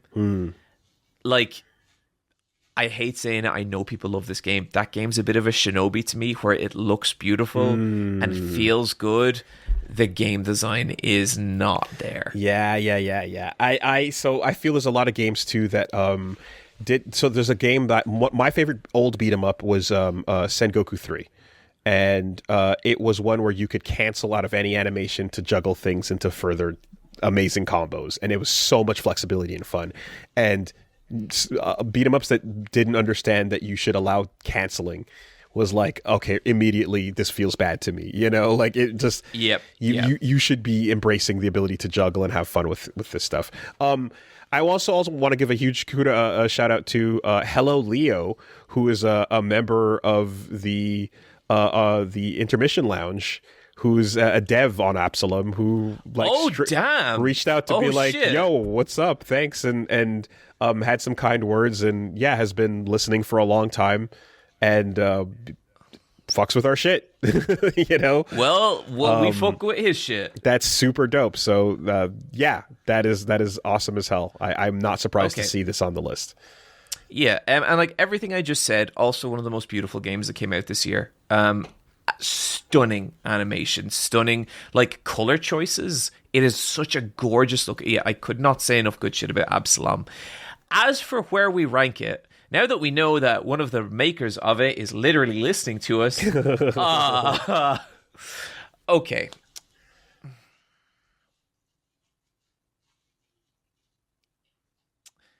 I think this goes...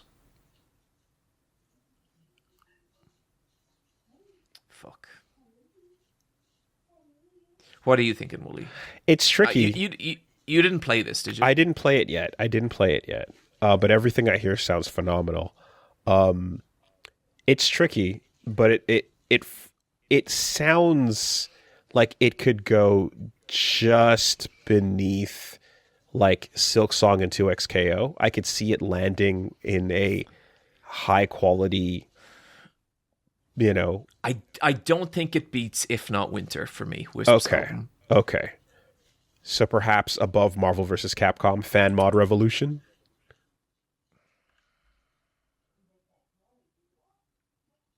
Or above Silent Hill F? I think maybe above Sylph is the place for it. Okay. New number 9. New number 9. Okay. All right. So, next, I'm gonna bring up one that squoze. I'm gonna use a word squoze in here at the last second, literally with days to spare. I was not expecting to be as blown away by this as I was, but the demo for the new fighting game Avatar Legends is super cool. I have never heard of this. Okay, so Avatar Legends it's called Avatar Legends the fighting game. Oh, this is actually Avatar. Yes. As in Aang, Korra, Katara, Zuko. Okay, I got some footage playing here. Airbender. Last Airbender. So this is basically a fighting game that was being made some time ago and got canceled. And then miraculously, after things got shut down, the work on it got resurrected and was purchased, by another team, and they basically were like, okay, we can salvage this. And this game is there was just a demo they put out for this new fighting game. And ever since first seeing it, I was like, there's a couple of ideas this thing has about it. But one thing I'm really biased for that I love is movement, flow, defensive mechanics. The reason why I love Steve Fox in Tekken is because he forgoes 2 kick buttons for 2 defensive movement buttons, right? So a big part of like that has been, if I always felt like if I ever designed a fighting game, I would absolutely have a dedicated button towards movement. And what this game has is 3 attack buttons, light, medium, heavy, and then a flow button. And because it's Avatar, every earth, water, air, bender, etc. has a different element that they're using, and that is how you move in really granular, specific ways that open up a ton of possibilities. So airbending as Aang, you can blow the wind and like you can jump through the air and like get on your glider and like hit a million different angles. It's just so open. As Katara, you can skate on the ice. You can go into stances where you're water whipping, but then like control your movement separately from that with the button. It's incredible. It just adds a sense of speed that's really fun, and it makes the fights feel a lot like the most exciting moments of the show, right? When you hold down that button in neutral, you dodge and dynamically avoid attacks coming at you so that you create... Oh, I love that. So you have a real fun ebb and flow of like, I swing, you avoid it, you come at me, I dodge, and then you cancel essentially out of those dodging movements into flow, which then... There was one of the old Dragon Ball fighting games where one of the buttons didn't block, it dodged. And so, like, you would hold it, and so your character would go... Yeah. So fucking so cool. This, Sorry, Woolie, I talked over you there. No problem. This is exactly that, but way better, right? So you're seeing, like Zuko's throwing fireballs out, and, like, Aang is, like, dodging and avoiding, and then you goes for a sweep, and he does his breakdancing flames, and then Aang flips over them, and then you're controlling to then turn that into your attack, and he can counter it, That sense of, like, movement and flow and speed and defense back and forth is not like anything else that we're playing these days, and it's just it's phenomenal. I couldn't believe it, and it's exactly the kind of movement I envisioned in a game I would love to make. I can't really understate that that element of it. So that's really cool. Then I will say that looking at the characters, there's four characters in this demo, and I Avatar is great. I liked it. I really loved it, and I didn't finish Korra, but I liked what I saw of it so far. 2 seasons in. And it brings in both, and then you have Zuko, Korra, Aang, and Katara, and the depth of each of these characters individually eclipses the depth of, I would say, the entire cast of Tokon which had a demo that same weekend, for example. Wow. That's another game where you have 4 characters on your team, and then they pair them down so that each one is like a fraction of a character, so that the full team could work together or so. These characters in Avatar have so much going on with them, and it's not just mechanically satisfying from a in-depth fighting game perspective, because there's little bits and pieces where it's like you can you pick a character like Zuko, and then you pick one of his support characters, right? So you can pick June, Mai, or the twin dragons, Ren and Sha, and each one of them gives him a different ability. And in his case, one of them, for example, gives him better dive kicks that he can do really low and cancel out of and mix you up, which is a very fighting game community thing where you're like, okay, we're getting into the weeds here. But just zooming out from that stuff, you have designs to these characters where they went, okay, but what should you be doing as Zuko, right? So each character has things called critical hits, which are essentially unique goals they have in the fight that are specific to them. So Zuko, for example, the game works in a way where you have a super meter called your chi, and your flow, your movement meter is called your chakra. When you use all of your chakra, you're then empty and you're essentially in burnout from like Street Fighter 6. You can't move as fast, you're gray, you're slow, and you're recovering. You have to wait for it to come back. It's a pretty bad state to be in by all intents and purposes, except if you're Zuko, because when you burn all your chakra out and you get burnt out and you're and recovering, you build 1 meter of something on the side called Zuko's redemption meter.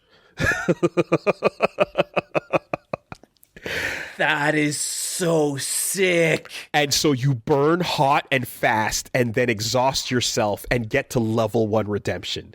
And then you do it again and then the first time it makes one of his moves, his air fireball, a bit better. The second time it makes his breakdancing spinning kicks a little bit better. The third time it improves your honor parry, right? And then you get a full ability to combo off of this really cool parry.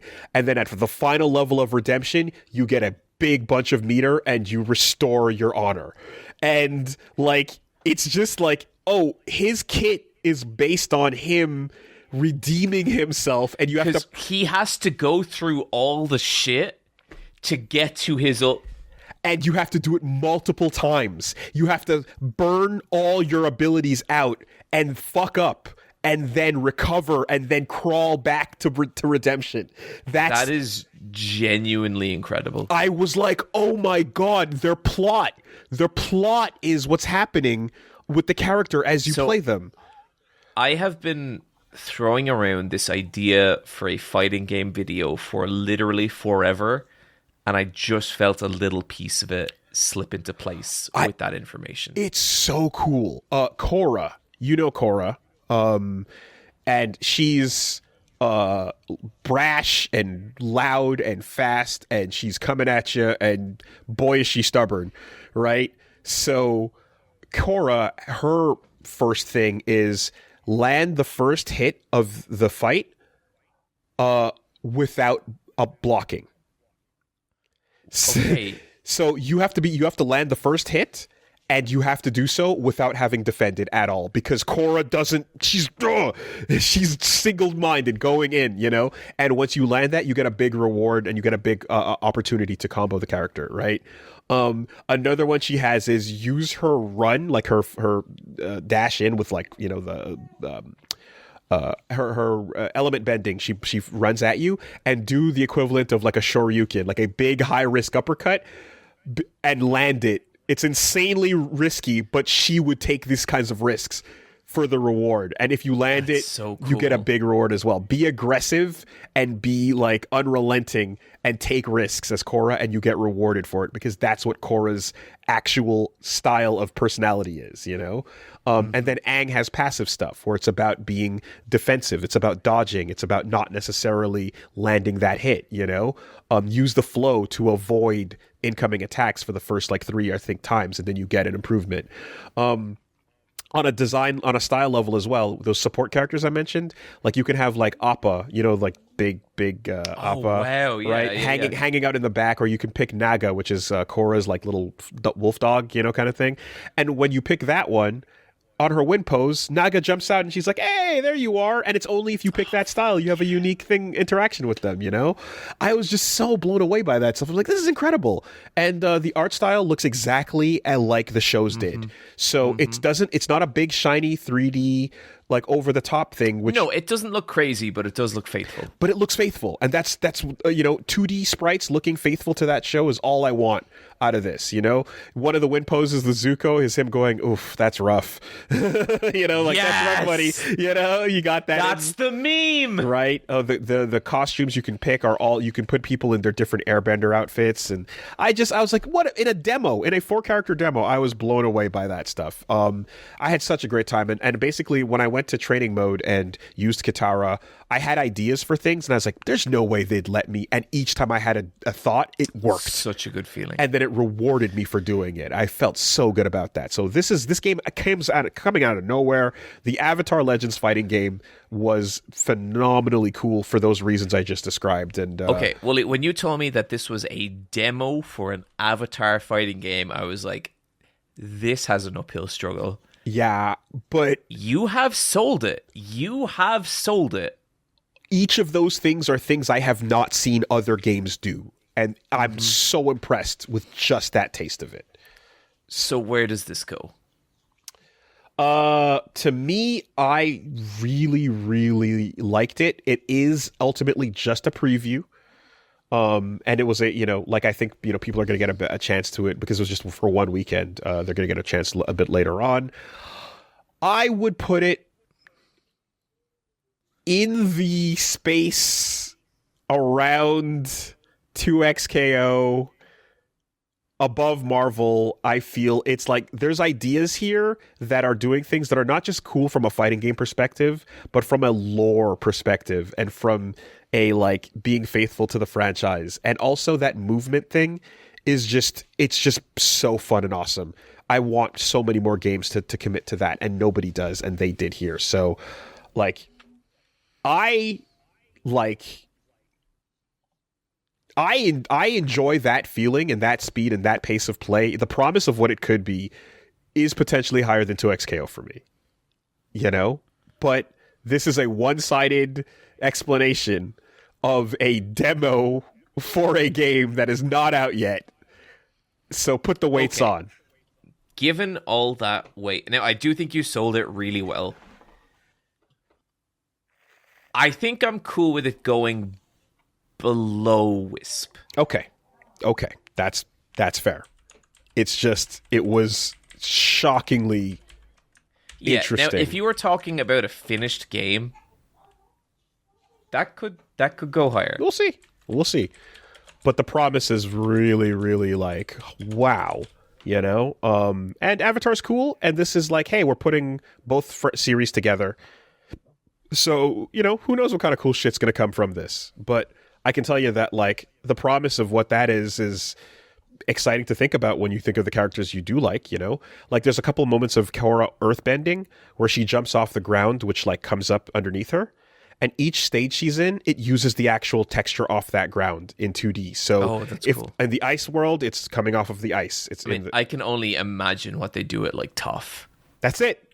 That's exactly what I'm thinking, Okay, I have 2 entries left on my list. Mm-hmm. And one of them I suspect we share, and one of them I am nearly certain we do not. Mm-hmm. So, Woolie,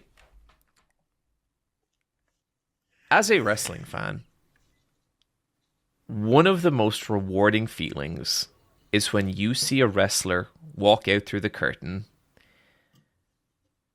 and they've found it. They have found the sauce. You're like, oh my fucking God, they're here. And it can take a wrestler years to hit that point.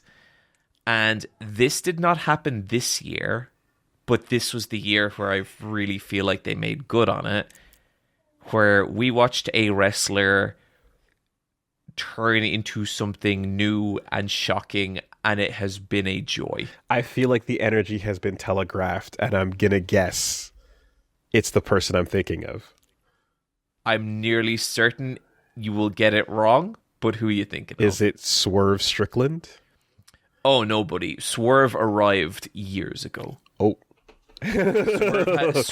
Swerve has been the shit and the best thing in AEW for at least 3 years. Understood. As soon as he switched to the big pressure heel music and started putting on the eyeliner. Okay. That's not 2025. No, Swerve is coming your direction at some point, Woolie. At some point. Are you sure you want to curse it like that? Because what happens after? What do you mean? I mean, like with Roman Reigns, you know, like as soon as we talk about it here. So, new interview out with Swerve Strickland, or Swerve Strickland. Actually, a big fan of Chinese President Xi Jinping.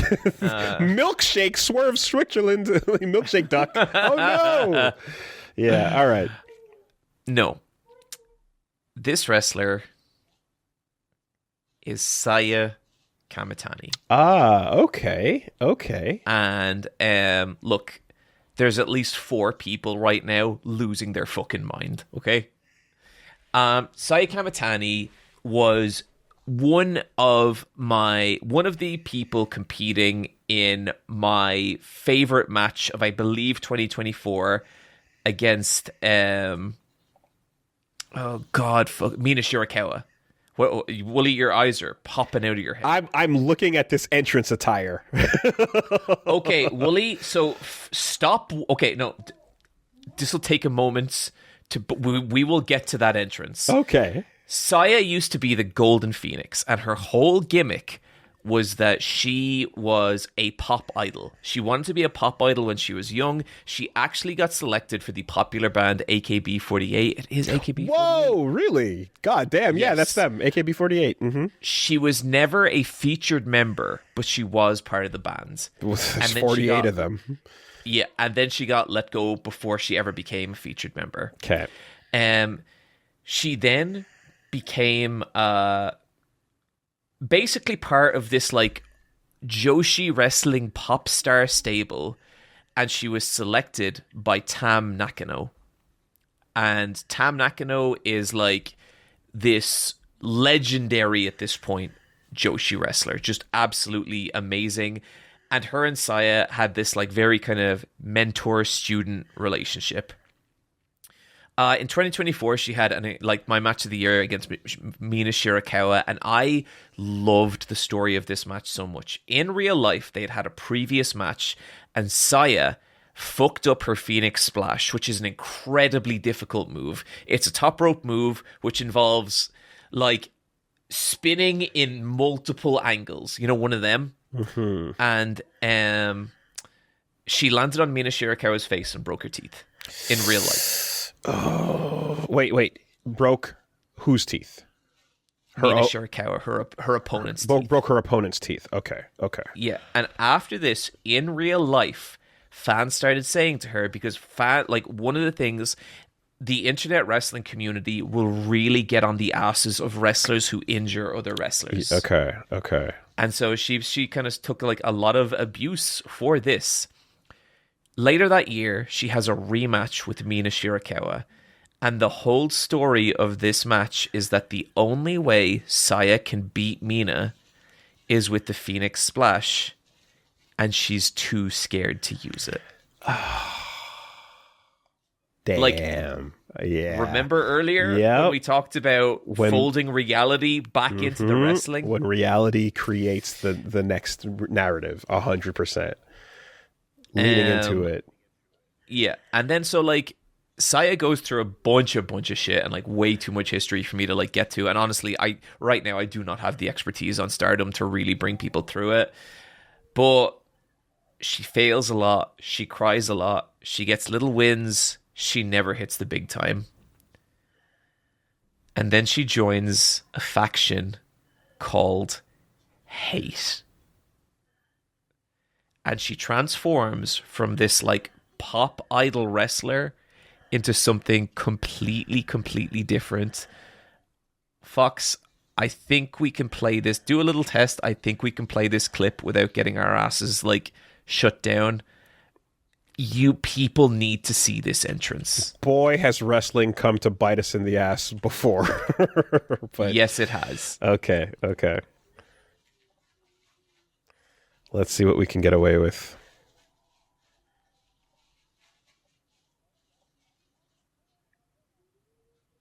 So this is Stardom? Yes.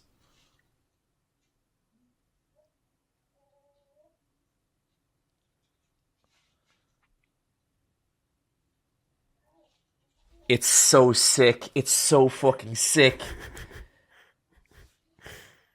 Oh. Is this the debut of the turn? No, this is well into the turn, and she has mastered that shit. Okay. That is badass as hell. That is super cool. Yeah. She has become like the malevolent final boss queen of Stardom. Mm-hmm. The cocky over-the-shoulder flag. Yes, incredible, right? But like the facial expressions, like she is the dead phoenix. You know, and do you see the girl she's facing?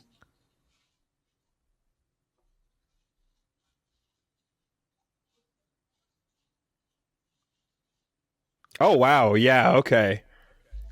So that girl is Tam Nakano, the girl who originally picked her to be part of her pop idol faction. Okay. Tam Nakano has walked the righteous path. She has always stayed like good, pure and, face, like innocent. Yes.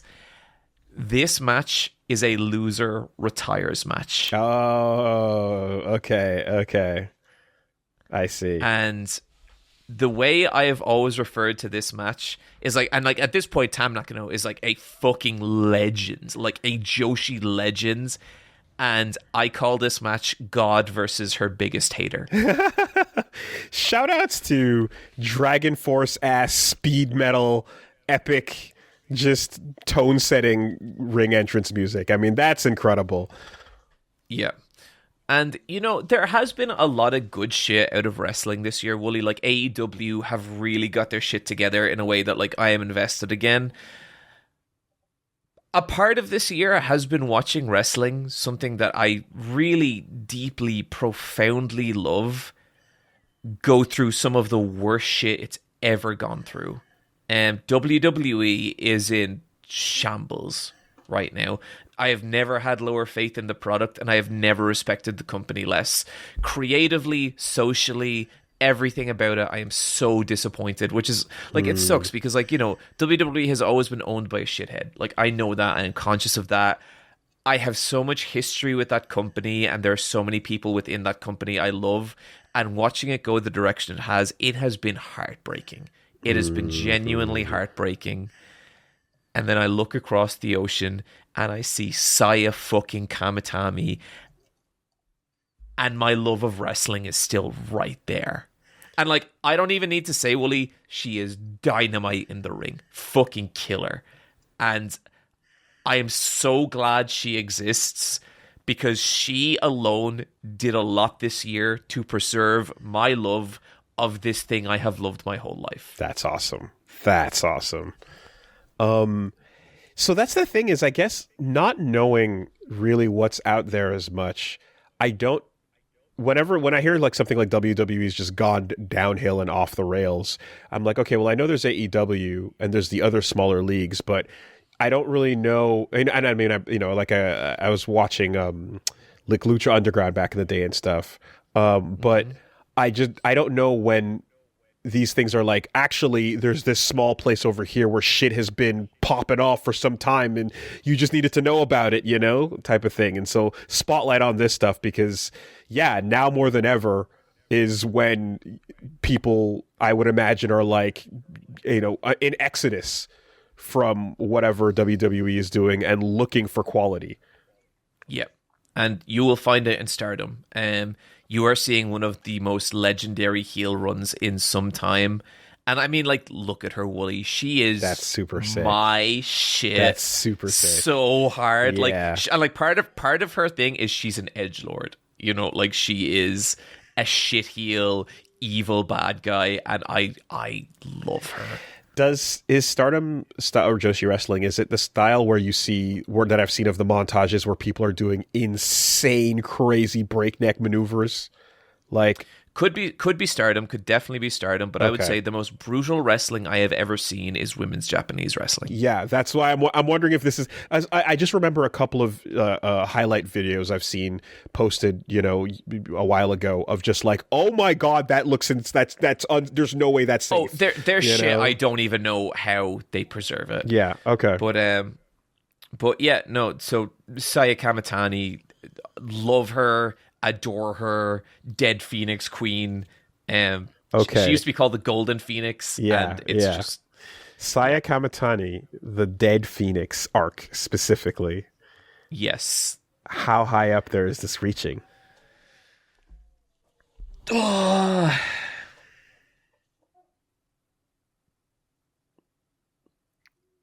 And I know that wrestling gets boosted.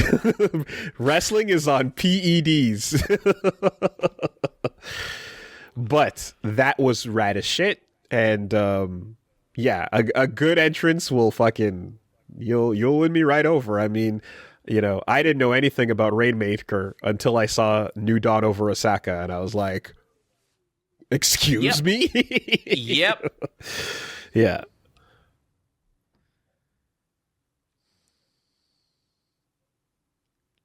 Okay, you're going to have to counterbalance me on this because I can only go from emotion.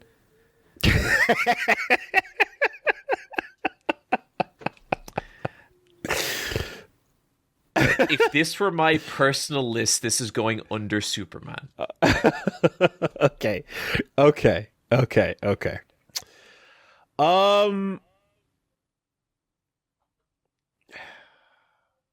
I mean, again, like I'm gonna take the energy here and say that like the matches are the full package. It's not just the arc and how they were used, but it's also like the storytelling in ring. All of that stuff is top of the line. There's no Yes, but I also accept you have not experienced any of this. I have not. I guess it depends on how much you liked Silksong. I thought Silksong was a great video game. I don't think I love it the same way a lot of people do, but I think it's awesome. I think it's absolutely one of the best games out this year. It wasn't in my list at all. In my top 10. Yeah. And I would say it just about missed out. I started really strong on it, and then after a while I was like, okay, I think I've gotten like I've gone through like the core loop of this enough times. I've been with it about 20 hours. I think I'm okay now. I think I want to go play other things. Then based on the weighting there, I'd say let's put this right under Superman. Oh, hell yeah. Okay. You sure? Yeah, I'm fine with that. Who fucking cares? No. Yeah, that what I've seen there is sick as shit. That's very, very cool. And in a time when wrestling needs saving, and when your love of it needs saving. Oh, I spent so much of this year not watching wrestling, and it's shit like that that's pulling me back in. And I can't wait to watch more of her matches over the holidays, Like, I'm just fucking pumped to do that. But yeah, Saya Kamitani. And I believe we have one entry left, Woolie. I have two. Oh, okay. So, I mean, do you want to give us your best rendition of a Lorient Testard joint? Start me off.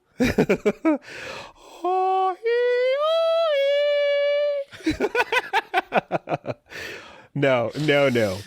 Or sirène enchaînée, noble reine déplorée, poème d'amour, elle le règne monde sourde. I think I would just be making strange mouth noises. That's all right. I can handle the French. Oh, man. Expedition 33. Expedition 33. Clair obscur. Chiaroscuro. Where there's dark, there's light. And vice versa. Out of nowhere, this game is an RPG that pays homage to games that we love, like Lost Odyssey. Games that we love, like Devil May Cry. Games like we love, like Paper Mario and the Thousand Year Door, somehow. Yep. Final Fantasy. And then it also does so without bloating itself, and it stays on track, it stays on focus, and every time you play a little bit further in, you're usually rewarded with either something cosmetic, but for just going off the beaten path, or a little more background behind these characters that you come to love. And you have a party of all winners, very human, very real, very incredible emotional characters that go on journeys that are immaculately portrayed by their voice actors. And I'm playing through it, with Reggie a second time now in French, just to hear the original language, and it's phenomenal. It's phenomenal in French as well. And then you have the fact that, like, with all that and with all the incredible, just the fact that the music came from, again, a SoundCloud composer that, made as much as he possibly could in his own. I think the writer was also like some random social media find as well. She was a voice actor that was applying to work on the game as a voice actor, and then they bonded over like talking about the script, and then she took over writing because they meshed on vibes. Guillaume Broche that meshed with her on vibes, and at the recent TGA 2025, you got to see that whole team all there in their baguette, in the outfit. France. God, the game is so unapologetically French. It's exactly, and so that's awesome too. Where you just you don't get these games out of a particular place like France ever that often, and when you do, they don't yell it as hard as they do here. And then as well, the fact that you have such an incredible story that has a great divisive ending that people will be arguing about till the end of time. I mean, who would argue about it? It's just a game. So, this got Game of the Year, and it got it rightfully so. Yeah, I mean, it's impossible to have. I really think it's very difficult to argue that this shouldn't have got Game of the Year. I think so. It's very, very difficult. It like the first glances of it where I was like, why am I getting Lost Odyssey vibes from this trailer? And then I was like, no, sure enough, that's exactly the vibes they wanted to give you, and the stuff that, I like in particular, like character action games being heavily rewarded here, but also not mandatory. It's like, you don't have to parry. You don't even have to dodge. Like, you can play it like a normal Final Fantasy game if you'd like, because the Picto system lets you freely build your characters to either withstand damage or be high risk, high reward, and feeling stylish in a game is one of the best feelings ever. So just amazing stuff there. This is, of course, coming on the heels of some of the recent stuff where they've described there was at first, I guess, with the usage of AI, with Sandfall is a bit of a damper on how things have gone. Wait, what have Sandfall said about AI? So there was a texture that people saw that was generated that initially they said that was a placeholder that was left in. And then after Larian came out to talk about their usage of AI in regards to their projects and Divinity, exactly. It was basically it was pointed out that an earlier interview from like July of this year, Guillaume Broche, one of the art team rather, was describing that internally at Sandfall they do use AI. They use it for essentially, it seems like non-final facing placeholder. and they use it for, it seems like, I guess, like prototyping of things or so. So there's some usage of it that is not the final product, but it still is in part of the process. And this is disappointing. This is and this is something that, that is getting a rightful discussion around, like, okay, so where people are at with the usage of it versus where some devs are at. Some devs seem to be like, depends on where you use it. Some people are okay with that too, but like there's a disagreement as to, is using it at all okay versus is using it but as long as it's not generative and it's not in the final thing that people see, et cetera, et cetera. So the discussion has to get more nuanced in a way that I don't think a lot of developers were expecting, because they thought people were just perhaps looking at it in a different way, but it's a bummer to have that be part of the conversation at this point.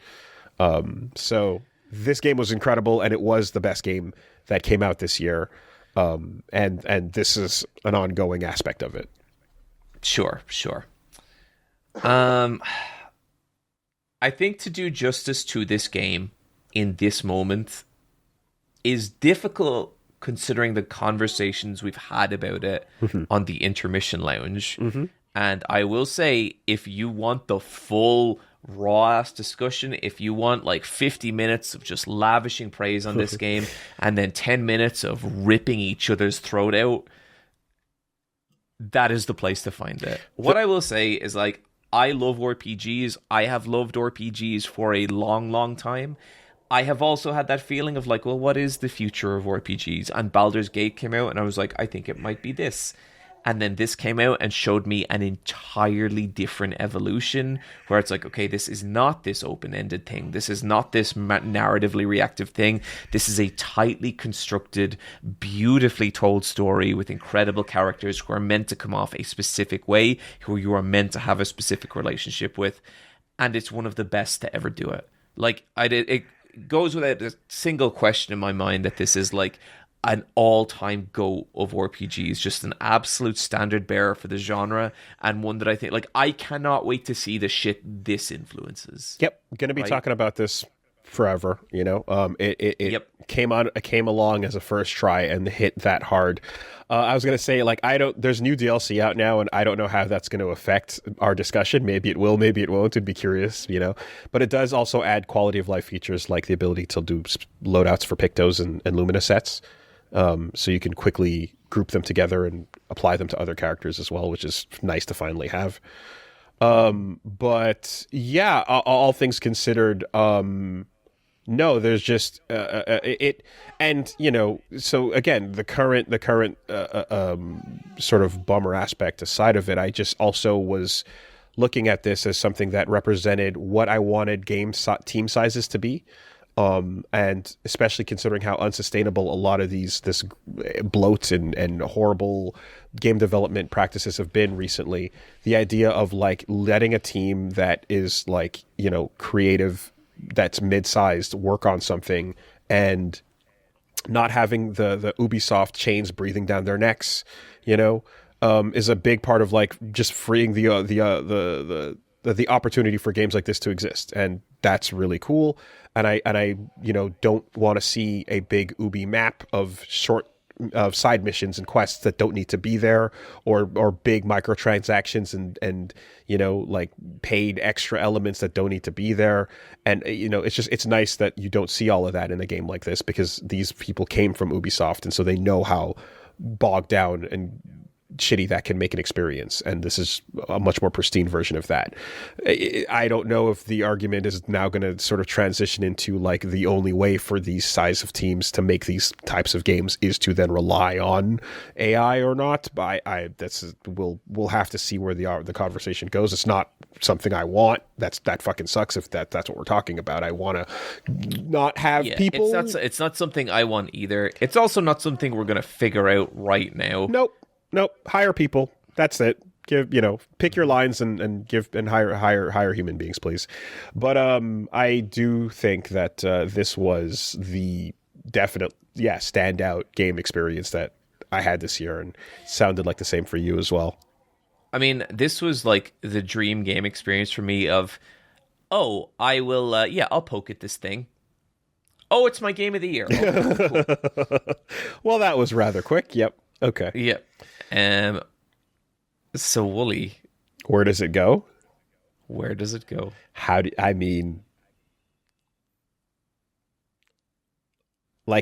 To me, I feel like it's fighting to stay in the realm of media versus real life entries on this list. So I think it beats Matcha Bar. I think so too. I would imagine. I hope. And so then the real contest, the big heavyweights of this list, is Tattoos versus Expedition 33. I'm going to give my old senior aged self the ability to vote for Tattoos on this one. I think I agree. And I think I love Tattoos being number one because I didn't expect it. But like I don't have a sleeve like you have. I do see as like the tattoos I got this year being like the 1.0 completion of what I wanted my arms to be. And that feels amazing. And I think this is also a perfect example of the feeling we have of recency bias problems in our list versus long-term, not what's the word? Not wholesome, but long-term overall like quality, versus like the thing we just found out existed that blew our minds yesterday. Yeah. So I thought Expedition was a shoe-in for number one. Yeah, not quite. And that's 9 off of me. There was one more that I had on my list, and you might be able to hear her in the background right now. I actually had one more on my list. Okay. Well, and it is How You Embraced Fatherhood. Oh, that's not on my list. I got you again. Third year in a row. I was about to say, you can't count. That's wrong. You should be. That's not right. Hey, guess what? Duh. But to it, something I was recently describing was just how. I turned 40, and I've been making these jokes about like, all right, here we go, down the hill and off the cliff we go, just no brakes left, like woohoo, and it doesn't matter, right? It doesn't matter. I did what I had to do. Someone else is here to pick up the slack. Punch Kid can figure it out, right? Because this gray and all of this and these creaks and these aches are not going away anytime soon. On my 40th, Punch Mom did such an amazing thing, and she just blew me away. Like, again, made me cry with I told the story a couple different times now, but she basically got together she wrote a letter about each decade of my life and then had a gift specific to that decade. And it was such an incredible journey of just I can't believe someone did this and went to go speak to friends and family about all these things and got these details so right. And, tracked down things like an old Lego ship that I never got from when I was a kid, and a little reboot thing and some arcade stuff. It was crazy. But the final piece of it was for the future. It was she made a mixtape of all over the songs of our relationship over the 10 years that we had together, and then the last thing was a book that was basically illustrated versions of me and Punch Girl, and it's Happy Birthday Dad from daughter, you know? And it's just like us and her, basically us going on adventures and having a whole thing. And it's just the artwork looks it looks accurate like her and it looks like me. And it's just this incredibly touching, really beautiful storybook and something to read to her in the future. And I was blown away by that. And the perspective change from that moment and from reading that was, oh, this was about, you know, my 0 to 10 and then to 20 to 30 to 40. And 40 to 50 is not my 40 to 50. It's her 0 to 10. The camera changes and it doesn't matter where it is. The camera's not here anymore. And that shift in perspective is the most important thing I've ever experienced in my life. And that happened this year. So like above Silent Hill F? Maybe over WISP. Maybe.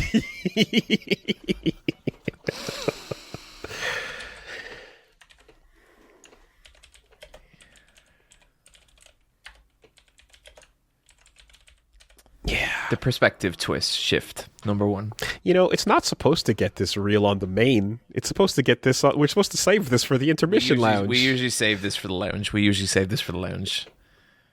The camera has moved. That's it. That's the only way to see it. Yep. That's pretty good. Okay, let's say we argue violently for 10 minutes. Yeah, I don't like this. Okay, quick break. Oh. Yep. Mm-hmm. Sorry. Oh, you motherfucker. Want to take 5? No, I'm fine. Okay. Leave it in. I'm really happy for you, Woolie. Thank you. That. Yeah. This is the year we So make Grand contact. Theft Audit. We need... Get the timer. We have some housekeeping to do. I'm going to get the timer. Boy, do we have some housekeeping to do. This has been a problem that we have been struggling with for quite some time, and the time to address all of our issues with the Pantheon of Greatness is now. Over the next 10 minutes, we will be fixing this list once, and then it is shut again until next year. For 1 year, we get to address every issue we have with the Pantheon, and we must come to a consensus before making any changes. We have 10 minutes, and then that's it. 1 year, and that's it. I believe we could do this quicker. I have faith that we could do this Woolie, quicker. This I is have faith. Insanity. I trust you, and I trust that we can do it. Believe me. You'd be surprised. Are you ready? How long? 10 minutes. Okay, 10 minutes. My hand is on the button. Turn your key in 3, 2, 1, now. Bop. Roman Reigns needs to get the fuck out of heaven. I don't care how much it meant to you back then. And I don't even care about the pull of the recency that I felt when I was enjoying Kamen it. Rider Gav does not beat Pokemon. Does not. You beat can't. No. Listen to me. The wrongest this list is at the moment is the idea of Roman Reigns being anywhere near heaven. It's crazy. He's the problematic fave. It's crazy to think that. Like, he needs that. Like, I will give you Cloud Path, but there's not a shot. And furthermore, anyways, it's not even him representing the company. It's not even that, you know?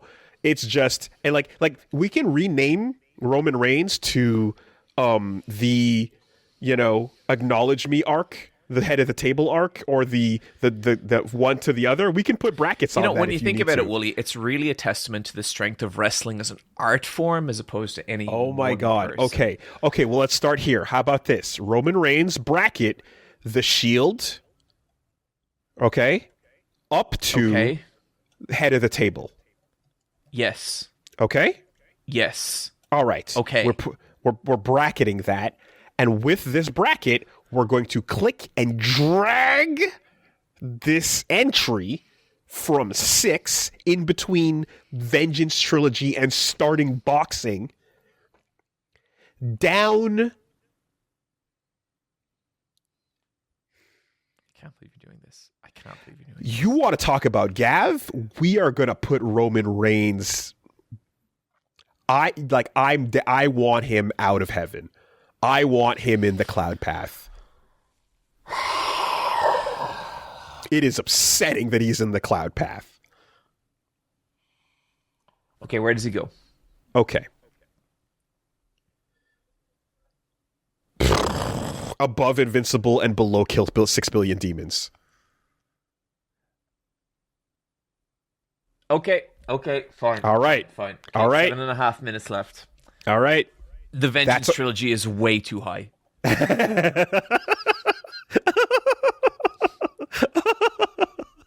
Okay. The Vengeance Trilogy is too high. I agree. Old Boy is one of my favorite movies of all time. I have a big weight on that. The other two are excellent, but they don't hit as hard. The Vengeance Trilogy should be below Junji Ito.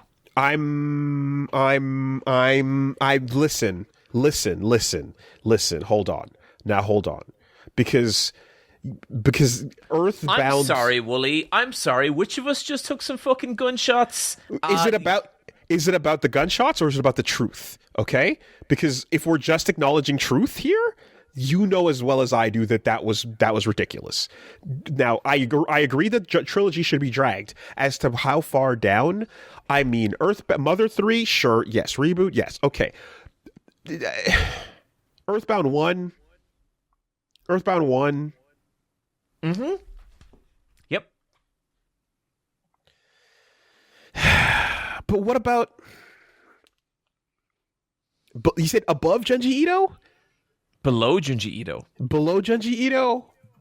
A master of his craft, a master of horror, one of the most influential people. Yes. Okay, how about this? I will give you that if Junji Ito goes above Earthbound.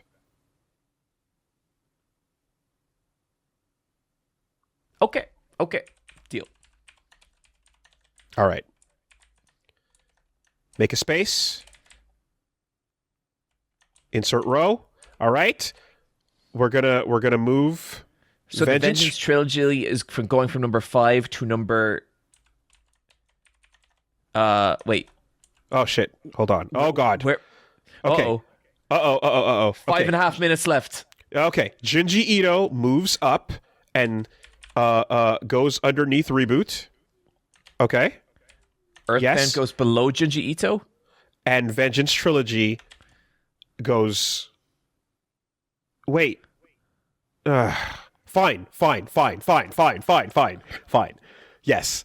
Junji Ito, Earthbound, Vengeance Trilogy. Fine. Okay. Look, you're not wrong about Roman Reigns. This hurts. This hurts, Woolie.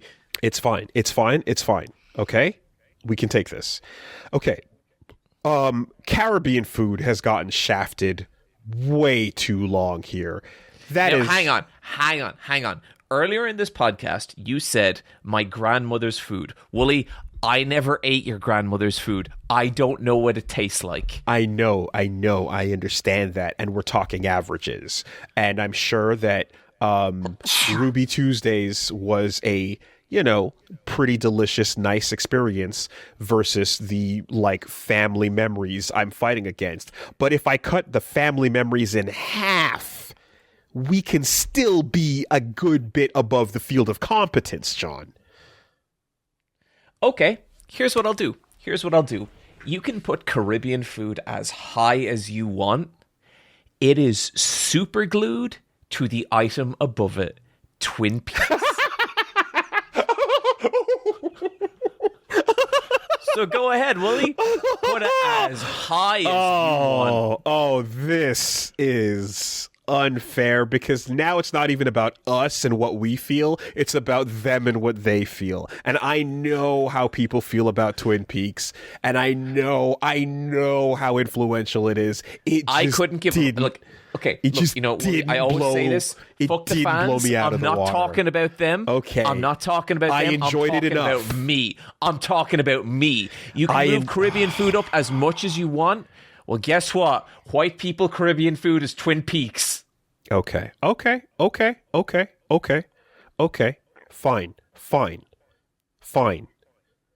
I'm going to move Twin Peaks and Caribbean food up to just below starting Brazilian Jiu-Jitsu. Okay? How high is that? So we're going to take these and we're going to move them up in position, and they're going to enter the space of the top of the cloud path just beneath Legend of the Galactic Heroes. Kaiji is way too low. Kaiji is way too low. Kaiji? Yep. Kaiji is too high. I think we should swap Kaiji and Sacred and Terrible Air. Hold on. Clear. Just hold on. Delete these rows. Listen. Hold on. Kaiji is where? 28? Yep. Sacred and Terrible Air is not Disco Elysium and can drop further. I agree with that. Okay. What do you want to go higher? Let's make a deal here. We got 2 minutes. Okay. I think Invincible can drop. Okay. I'm okay with that. Okay. Invincible can drop to where Sacred and Terrible Air is.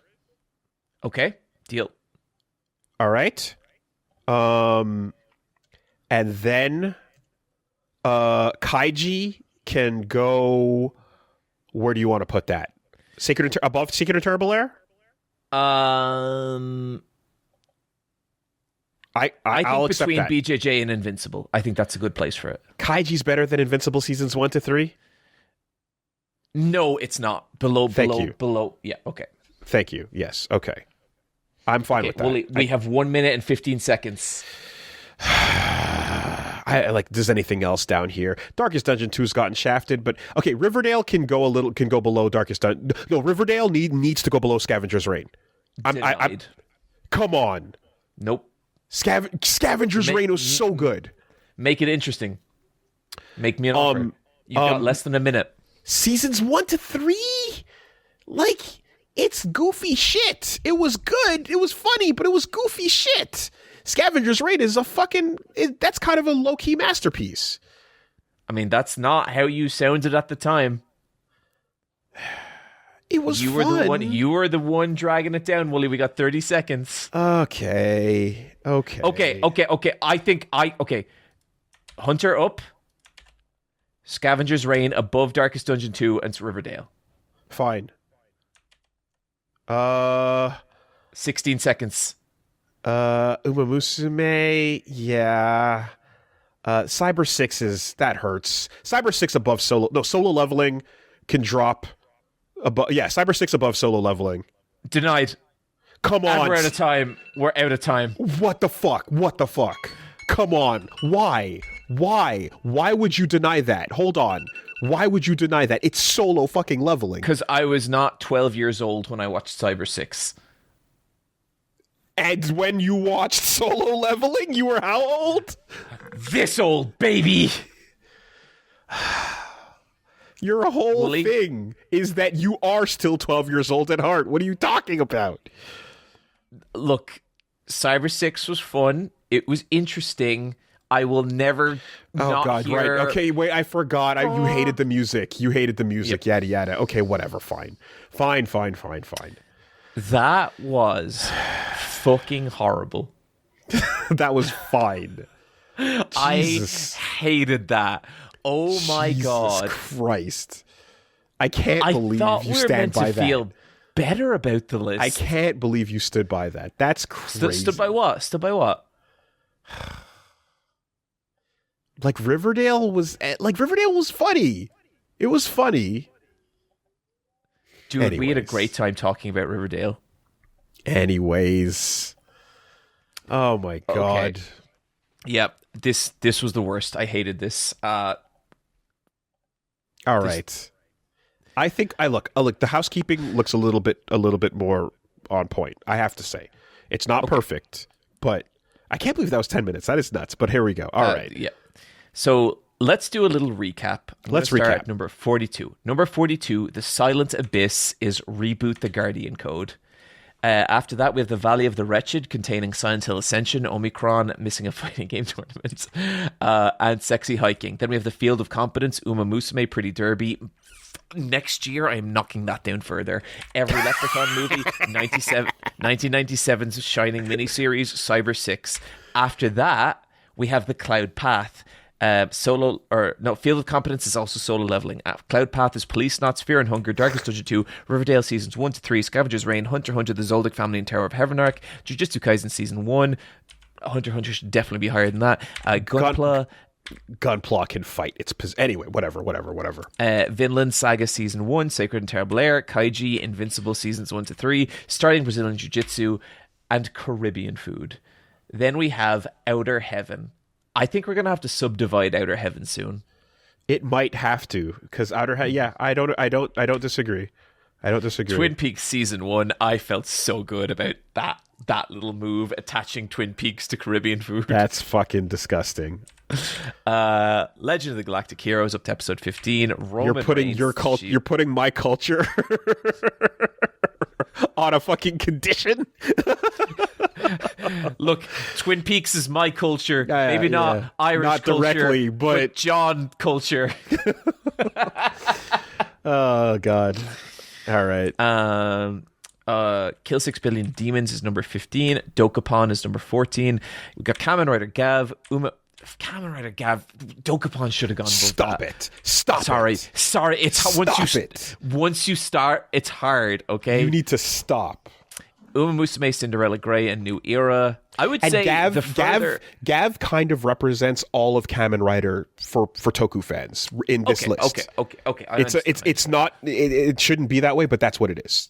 So I don't disagree with Uma Musume, Cinderella Grey, and New Era at number 12. What I will say is the further I get away from those, the more weight I place on New Era there, as opposed to Cinderella Grey. The more weight. Yeah. So it's New Era is what's holding it down there. As opposed to as in New Weight is good, or New Era is good. I like New Era. I appreciate it more the further away I get from it. I want to rewatch it again soon. That's what I mean. But Cinderella Grey is higher than that to you. No, opposite. Oh, okay. New Era is better than Cinderella Grey to you. I would say so. Yeah, I agree with that. Okay, cool. The Boondocks, which honestly I feel like is kind of perfectly placed. Yep, that's fine. I have no problem with the Boondocks. Vengeance Trilogy, Earthbound, We're living. Junji Ito, We're living. Reboot, Mother 3, Starting Boxing, The Shining, Kendrick Lamar, The Shibuya Incidents, Fighting Your Friends, and of course, The Throne Above All, The Throne of Heaven, Berserk. Okay, so do we subdivide Outer Heaven into essentially, Outer Heaven and Presence of God? Are we like? Yes, yeah, I think so. Okay. So Outer Heaven comes down here. That's exactly where I was thinking. Earthbound, yes, 100%. Earthbound is the divider. Yes. And this top section. I mean, in the Bible, you have the heavenly host. You have the area just outside. The within the aura, the divine aura. I don't know how you want to go. Is that it? The divine aura. The divine aura. The divine aura. Okay. Is it God's light? The light. Mm-hmm. God's. I like the divine aura. The divine aura. Or if you want to get wordy, you can go within the light of God. I like that. I like that. All right. All right. Okay. New top section for the Pantheon of Greatness within the light of God. Okay. Woolie? I can live with that. I can go to sleep with that. I can live with that. I can live sleep with that. Mm-hmm. Roman Reigns shouldn't be backing. Roman Reigns needs to shut the fuck up. He needs to shut the fuck up. Mm-hmm. God damn it. Okay. Woolie, one last time this year, are you ready to recommend or die? Real quick, first, I just want to give a little shout out to someone. I just want to give a shout out to our buddy Sean. Sean, we love you. Hope you're doing okay, buddy. And we'll talk to you soon. All the best. Mm-hmm. Recommend or die. Okay. Shall I lead this dance? Hit me. Okay.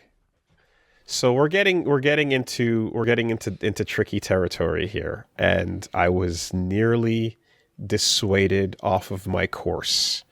However, something that I've been looking at for some time here has been I'm a fan of some of these double blinds, as you know, right? I like the double blinds. These are sick. These are conditions that I enjoy. So there are times where the foot has been stepped in, but it has not been stepped in fully. And for that reason, you might have noticed a little earlier, I puckered a little bit. There was a little bit of an eyebrow raise. But I'm going to stay true to the course. Because, motherfucker, my recommendation this month absolutely was and is Absolute Batman.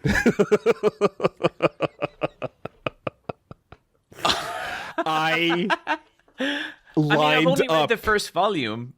I lined up Absolute Batman as my thing that I wanted to recommend, and you hit that earlier, and I was like, did you now? Okay, interesting. Now, there are 17 volumes of Absolute Batman. So it's fair. Volumes or issues? Like books, you know. There's or so like hold on. There's I think as of latest there's not a ton to go through. There's not a ton of them. So when I say volume, I mean like a book containing several chapters. Yes, yeah. There's and like exactly, and they're not like gigantic. It's not. This is not a like reading a manga type situation. It's fairly doable. So there's not a lot to it because it's a pretty recent series. And you can get through them. Yeah, with an honest sit down and crack at it, you know. Looking forward to it. Hell yeah. So that's it. I think that, you know, and we didn't go into the details of it, but Absolute Batman is like a universe created by Darkseid where all the heroes' advantages are gone and all they have is like grit and hope is the underdog, essentially. And Absolute Batman in particular, if you saw how that first volume went, you know, like just... I want more. I would have read more had you not recommended this. This feels like a great opportunity to speed that up. Shout outs to the extremities that is snapping like Schmilon Schmusk's Z-Kyle is just getting just the bone of... like, yeah, so Absolute Batman. And you know, like, I was kind of dissuaded a little bit for a second there, but no. Read more. No, I'm not going to combo break this. Read more. Okay. Looking forward to it, Woolie. All right.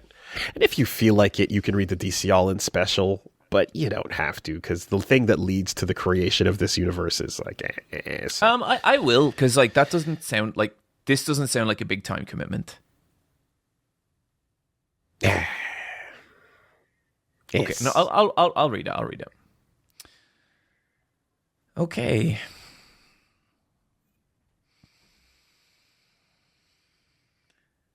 Oh, how you feeling, Woolie?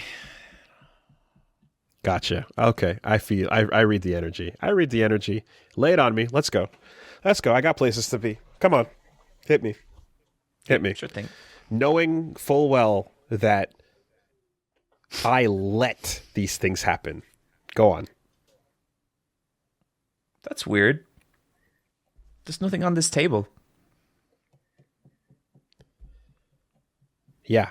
Shenmue 3. Yeah. I let these things happen. Oh, you let it happen. I let these things happen. Let it happen. What I wasn't going to let happen is exactly what you did last time, Woolie. You come into my fucking charity stream. Yeah. You come into my house and you pull that shit. Enjoy, Woolie. Enjoy Shenmue 3. And I'm not even going to tell you to finish it, Woolie.